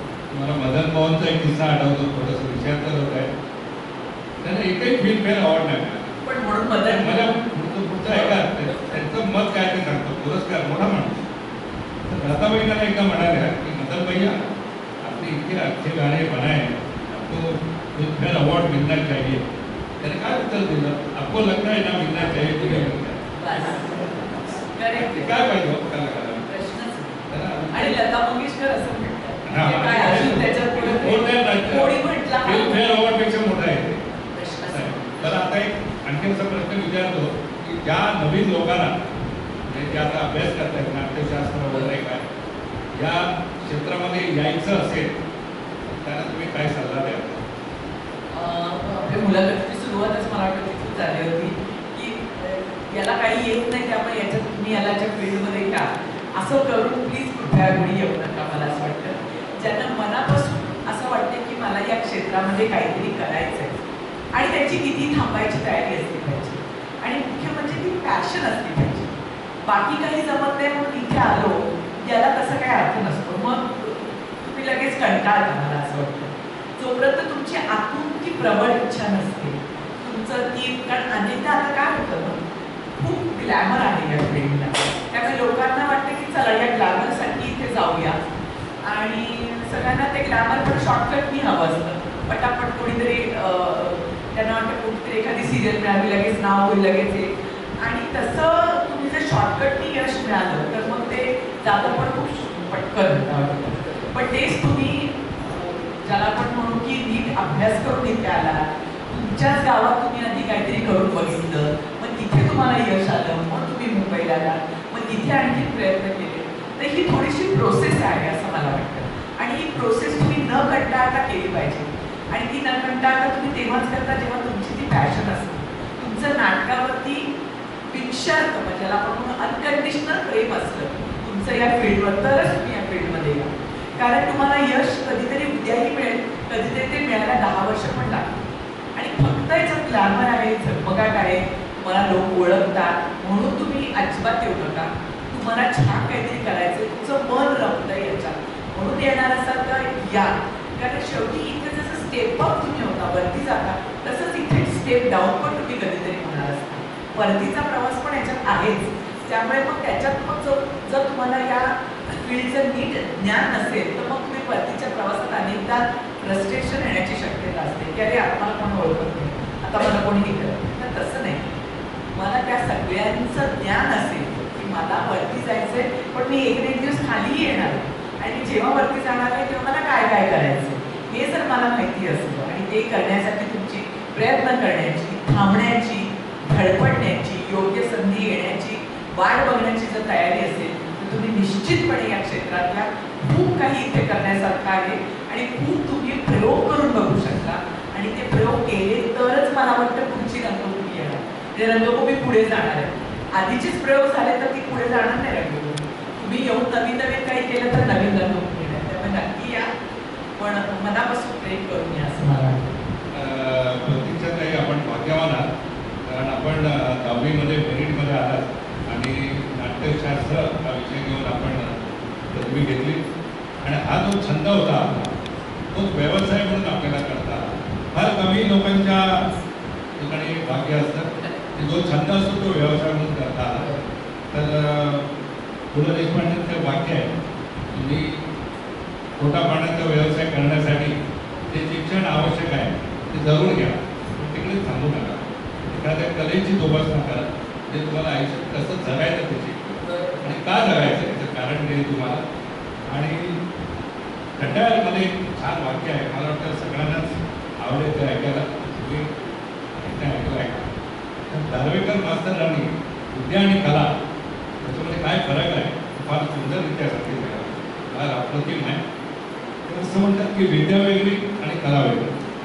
विद्या ही बाहेरून आलं, ते कलाही आतून बाहेर.